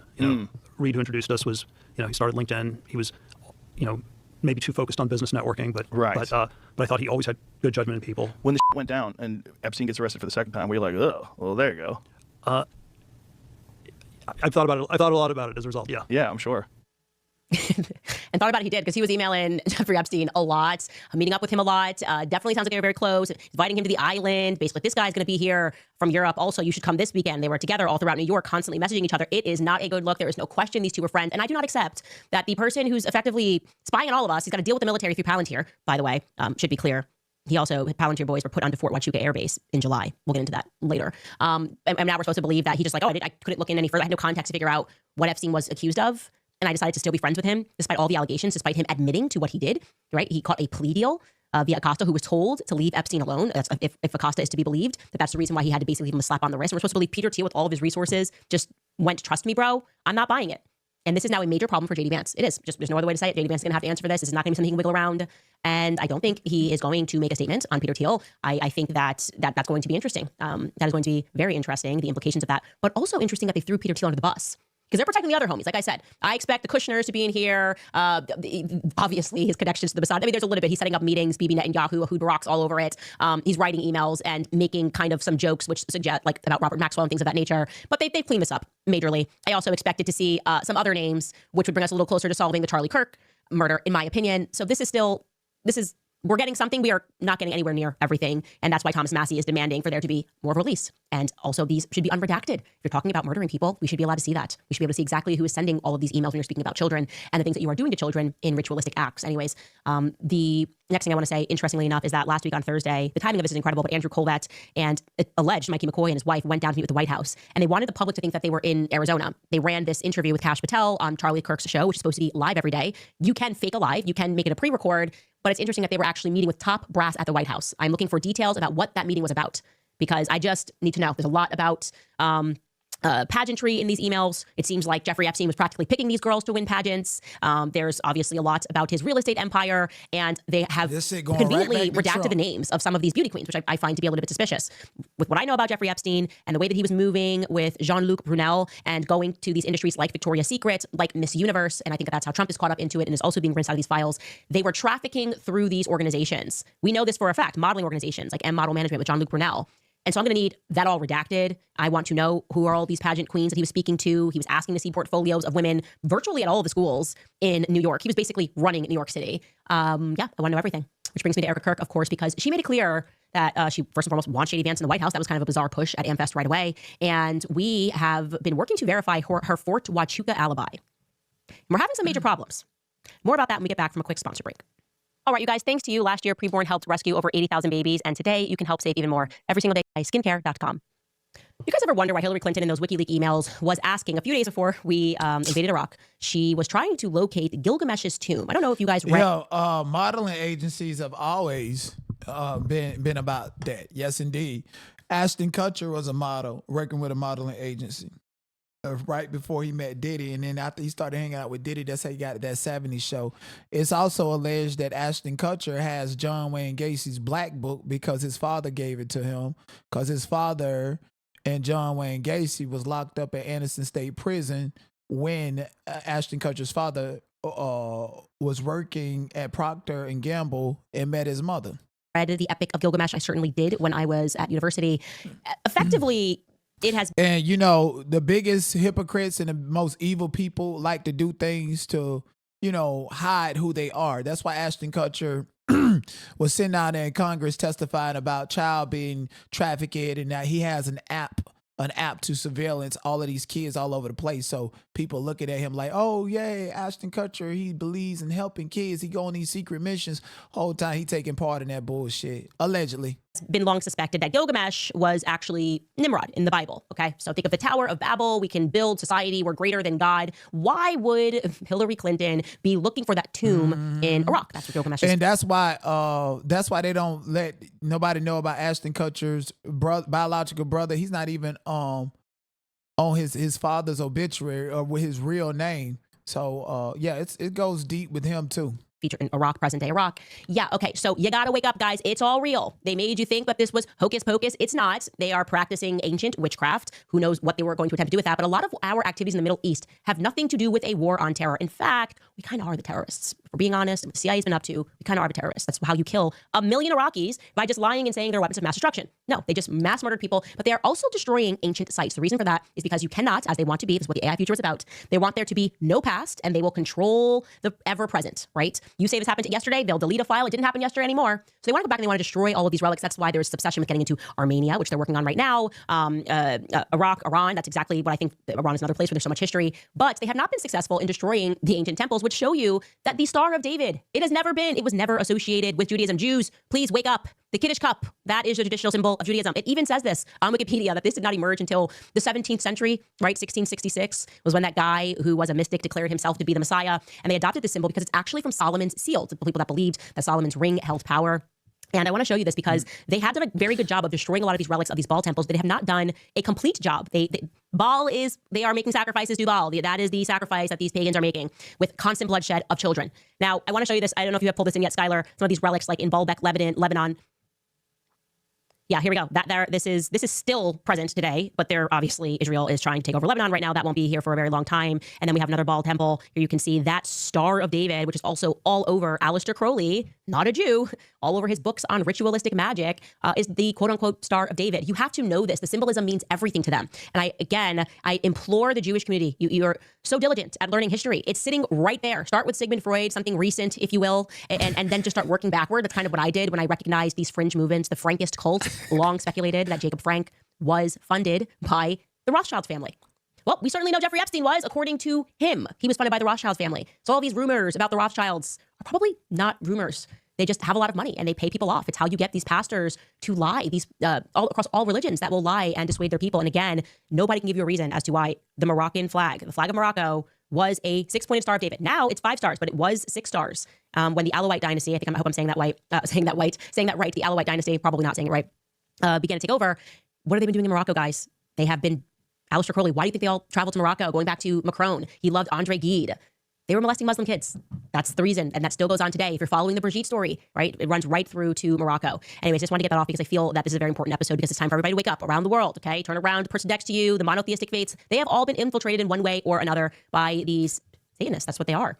Cutting back into the Charlie Kirk story, something amazing, and I cannot believe I missed this, okay? So I suddenly thought, let me just try to work through actually every minute and every hour of the last 48 hours leading up to September 10th for both Erica and Charlie. I started with Charlie and just trying to confirm what had been said, public statements that were made from people in his inner circle about his whereabouts, also Erica's whereabouts. And unbelievably, I did not catch this, probably because nobody actually watches or listens to Josh Hammer, but he came out once I released the text message. I said it was on September 8th that he texted and said, I'm abandoning the pro-Israel cause.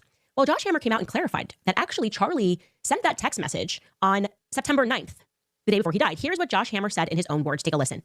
Candace Owens seized on this totally out of context screenshot of Charlie Kirk being very upset that a Jewish donor was withholding his $2 million donation.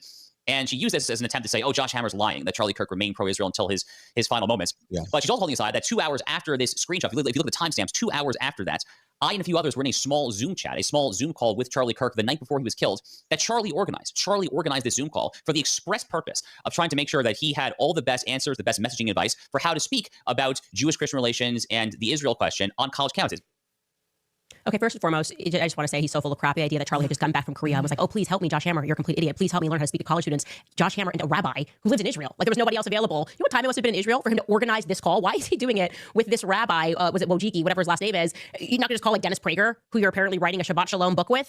It seems a little suspect. So you're actually clarifying for us something that's amazing. This is a stunning admission, okay? Because we know that when Charlie got off of this phone call, He texts that evening a text message to Dan Flood and Andrew Colbert saying, they're going to kill me. You should have left it at September 8th because now the September 9th schedule is looking a little bit suspect. Let's pull that up. I want you guys to see this. Let's go to September 9th first. Okay. So we know, which I've been able to confirm, that Charlie had an appearance in the Will Kane show. That's from his TPUSA office. Erica said that Charlie had the call with Josh Hammer around this time. This is, guys, just so you know, this is Arizona time, okay? That she was getting her nails done around this time. That's what she told me in person. Well, 3:54 p.m., she's referring to the chat. Charlie sends out that text message regarding leaving the pro-Israel cause.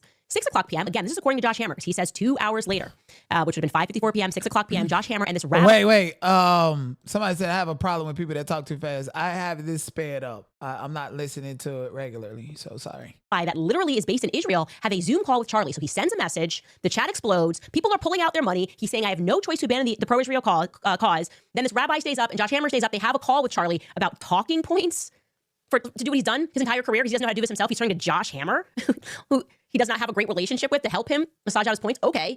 He's getting messages from Bob Shillman. Everyone's pulling out their money. And then we know that after that, he's going to have dinner with Erica and the kids and a priest to pray over him. According to Erica, we are told that that prayer is related to a Jezebel article that published. By the way, I actually don't believe that at all. I'm just going to put that out there. Like, just because of my relationship with Charlie and how much we texted about ridiculous articles and laughed at them, for me to think that suddenly on some feminist website, somebody wrote something saying they bought an Etsy spell that would send him so over the edge that he would call a priest doesn't pass this test for me. But we just looking at the schedule. He's fighting with Jewish donors. They're taking out his money. Bob Shillman takes out his money. He then schedules this call with a rabbi and Josh Hammer. No, they were talking him off of the cliff. He's in the chat. He's saying, I want Candace back. Confirmed. This happened on September 9th now. I want Candace back. I want to have her. He's also texting other people saying, I want to have Candace back. Confirmed on September 9th. Now you've got, a panic call. Come on, let's talk through this. Don't bring Tucker and Candace. Let's talk through this. He's not looking to debate with a rabbi. Hey, help me debate. This is asinine. They want us to believe he needed a rabbi, a priest, and a pastor in the last 24 hours of his life, all helping him with talking points. Okay. So then get that schedule back up. He ends this call. He has to have dinner in this hour, which I've confirmed. He did have dinner with his family and the priest to pray over him, this priest, at dinner. And then he messages Dan Flood and Andrew and says they're going to kill me. But he was obviously talking about the trannies. His day was being impacted by Israel. He was referring to Israel when he said that. He was referring to Israel. And I have one more thing to tell you. And this is really going to knock your socks off. This is crazy. I've clocked Erica on another lie. A big lie. I went back to my source. Remember I told you when I broke the story and then she had to admit that he texted Dan Flood. First she said, he never texted Dan Flood, whatever, I have his phone. And then I was like, Andrew Colbert told me and my source had access to Dan Flood's messages. Well, Dan Flood, then she admitted he did receive a message, but she said she received that message on a chat that clears, like a Telegram chat. Well, guess what? I went back to that source and they said it was an iMessage. She's lying. We said it again for you. She's now twice lied about this Dan Flood message. First she said it didn't exist. Then she said maybe it did exist, but actually it was on Telegram, which Charlie had set to clear, and that's why she never saw it. That's a lie. It was sent an iMessage between him and Dan Flood, according to my source, who I trust a lot more than I trust Erica, because I clocked her on too many big lies. So, not okay. I'll take you back to the 8th. Let's go to the 8th, September 8th, and I'm going to tell you what's problematic. I had put together what people said happened on this day, and here's what I've been able to confirm thus far. I have, from 10 o'clock a.m. to 11 o'clock a.m., Charlie appears from his home studio. Again, this is all reflecting Arizona local time. On the Charlie Kirk show, that's a full hour on the Salem network. Then Erica told me that she woke up Charlie from his nap. Makes sense, because he had just gotten back late the night before from Korea, okay? Makes sense that he would be napping. She said she woke him up from a nap before his Fox News hit. Again, that's just according to Erica. But the timing of him, the idea of him sleeping at this time makes sense to me is what I'm saying. Then we know Charlie Kirk appears from his home studio on the Ingram Angle. And the show, he shoots it from his house. So he's not going to the office because he's exhausted and jet lag. This is also the day that the article appears in Jezebel regarding that witch's curse. At 5:24 p.m., Erica's alibi to me was that she was just arriving back home, presumably with groceries, but just arriving back home. At 6:06 p.m., she texts Charlie and says dinner is ready. And per Frank, and I want you to listen to what Frank Turek says here.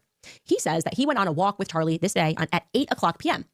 He says that earlier in the day, he had been with Charlie, but they then went on this long walk, again, because he needed advice about how to debate. I don't know what happened. Charlie suddenly was a day old at debates, and he needed to consult, this sounds like the beginning of a joke, a pastor, a priest, and a rabbi. Like, it literally sounds like the beginning of a joke. A pastor, a priest, and a rabbi walked into a bar. Like, this is what they're all saying, though. Listen to what Frank Turek says on Megyn Kelly's show. You know, the last walk we went on, Megan, was Monday night. So the terrible day was Wednesday. And so we spent some time Monday, and then we both went to dinner. He wanted to have dinner with the family, he's a family man. So he said, hey, can you come back at about 8? We'll go on a walk. I said, yeah, okay. So I came back down at 8, and I texted him. I said, okay, I'm about here. He said, coming out. And then a minute later, he said, shortly, Gigi just got up. So he was obviously taking care of the baby, taking care of his daughter, because that's the kind of person he was. And then we went on this long walk, and there were 2 major issues that kept coming up that he wanted to be better at. He then goes on to say that Charlie was asking for him advice for how to speak to the college kids about questions about Christ. So again, he's got so many spiritual advisors to help him contend with this. You would think they might have different answers. He's got the rabbi, doesn't believe in Christ, but he needs to consult him about debate questions. And then he's got Frank Turek, who doesn't believe in Christ, about the priest. Anyways, it's all very confusing. But the interesting part that from that statement is that he says that Charlie had to deal with the kids. Now, I'm not trying to read too much into it, but if he's late coming out for this walk because he has to deal, Gigi got up and he's got to deal because his great dad wasn't Erica home? Couldn't Erica have gotten him back down if you had an appointment to make? Perhaps, maybe she was like, no, it's your turn, you deal with it. But the problem I'm having is I have now confirmed with people that live where they live, because they live in a building, that they all saw Charlie. They also saw Charlie on a walk. I have one person who lived there. She ran into Charlie, and he certainly was on a walk, not with Frank Turek, with a tall person who she does not recognize. Charlie stops. They spoke about her dog, and he told her, like, oh, I'm starting my tour tomorrow. They had a brief chat. Got that on record statement. Now, it's possible Charlie was at first walking with Frank, and Frank then left. So I'm not dismissing that as in Frank's lying, but I am just noting that the person who confirmed they saw Charlie, they confirmed that they saw Charlie and where they saw Charlie and Erica eating on the 9th, seeing Charlie in an elevator. Everything about Charlie is adding up. I cannot get a single person to confirm that they saw Erica, who's apparently out and about. I then thought, wouldn't it make sense? She screams in the middle of a parking lot. She screams in the middle of a doctor's office. Everybody kind of knows where they were when Charlie got shot. Okay, if this doctor's office had people in it, there's going to be someone who said, hey, I heard a giant scream at my doctor's office, even if they didn't see her. And then I looked at my phone, and 15 minutes later, I learned that Charlie got shot. No. She also says that she collapsed in the parking lot. No one thus far has seen that. Nobody in her building has and they all know each other. It's a building. They know Mikey McCoy. People have said, I've seen Mikey McCoy on this date, blah, blah, blah. No one can confirm that they saw Erica on this date where she was behaving super shady and just giving me a very straightforward alibi and pretending like I didn't understand the instructions of this alibi. Yeah, somebody said, oh, this clout chasing. Listen, it do seem that way. But like I said, I do believe Charlie Kirk was a gay man that his wife was fucking off on somebody with, and they got rid of him.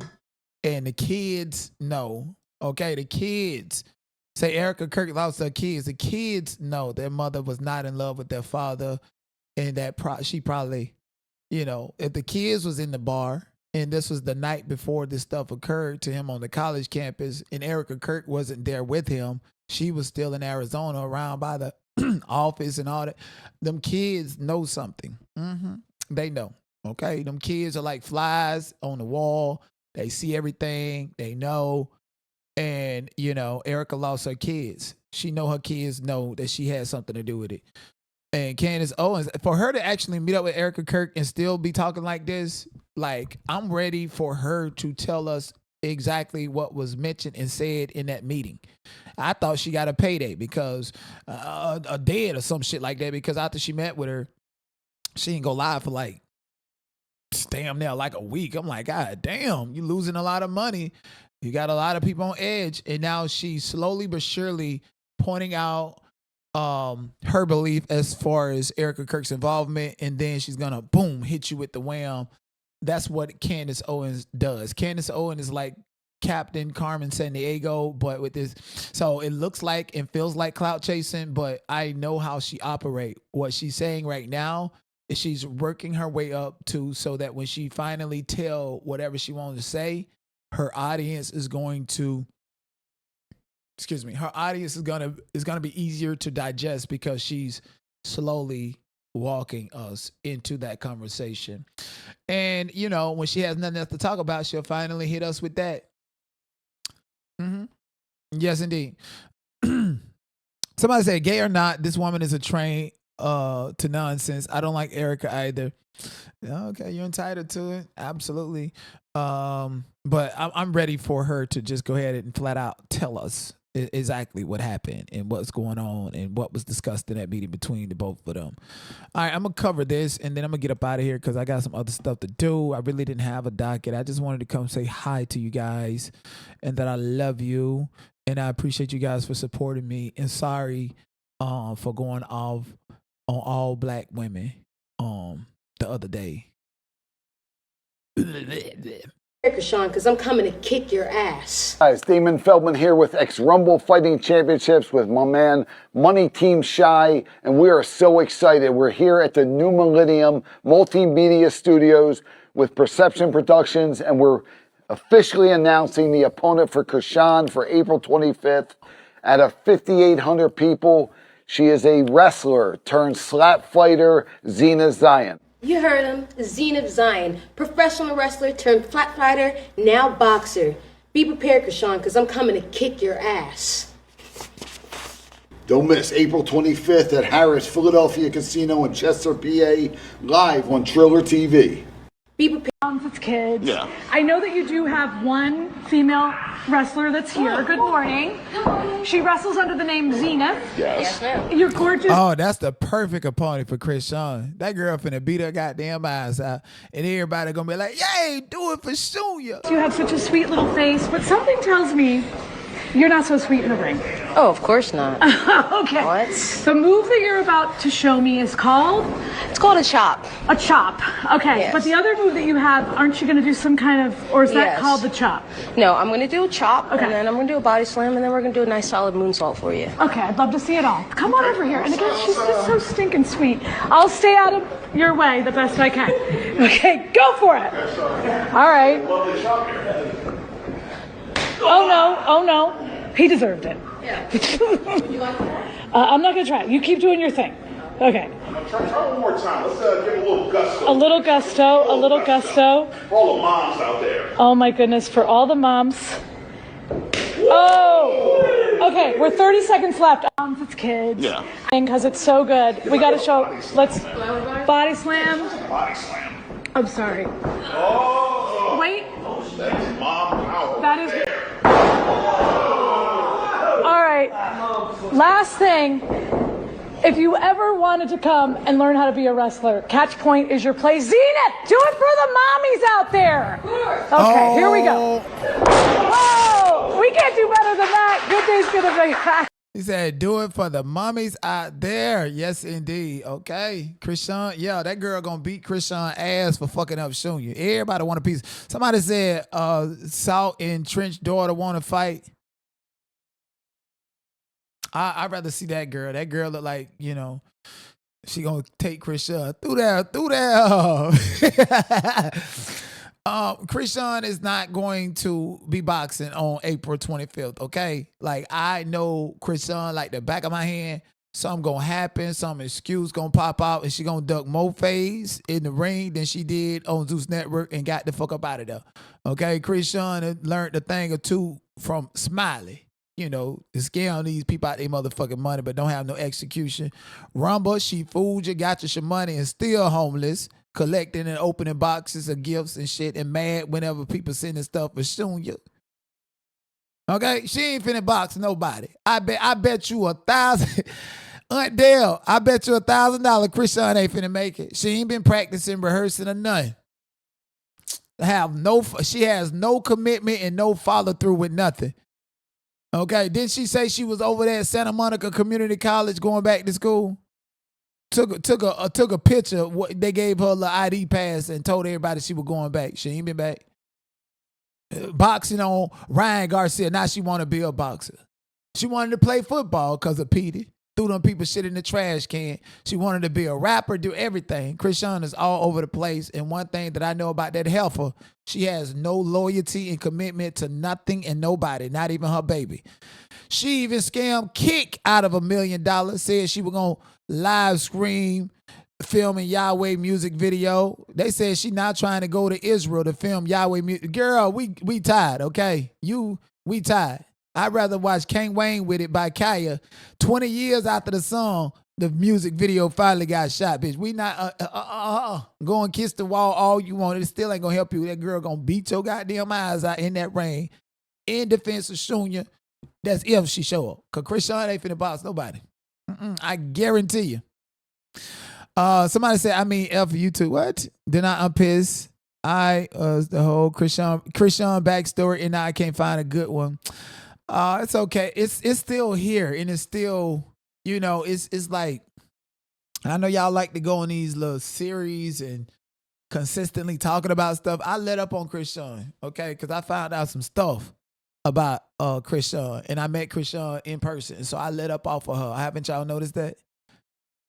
Okay, somebody tell me, check my cash out. Thank you, Lachey. Thank you. You know, I don't beg y'all and bother y'all to send me nothing. Not at all. And I appreciate y'all. Thank you. Oh my gosh, I appreciate y'all. I do. The only time I would ask and beg is if I'm broke. Thank you, Nakia. Thank you, everybody. Thank y'all for supporting me and being here. Shout out to y'all. I appreciate y'all. Big Mama with the 10 gifted. Riley with the 83, thank you so much. Thank you. Libby with the 110, OMG with the 100. Thank y'all. I greatly appreciate y'all. And I love y'all. And I appreciate y'all supporting me through thick and thin. You know, I got a lot of stuff to do in between the next time I go live. Because, you know, some people got some motherfucking surprises.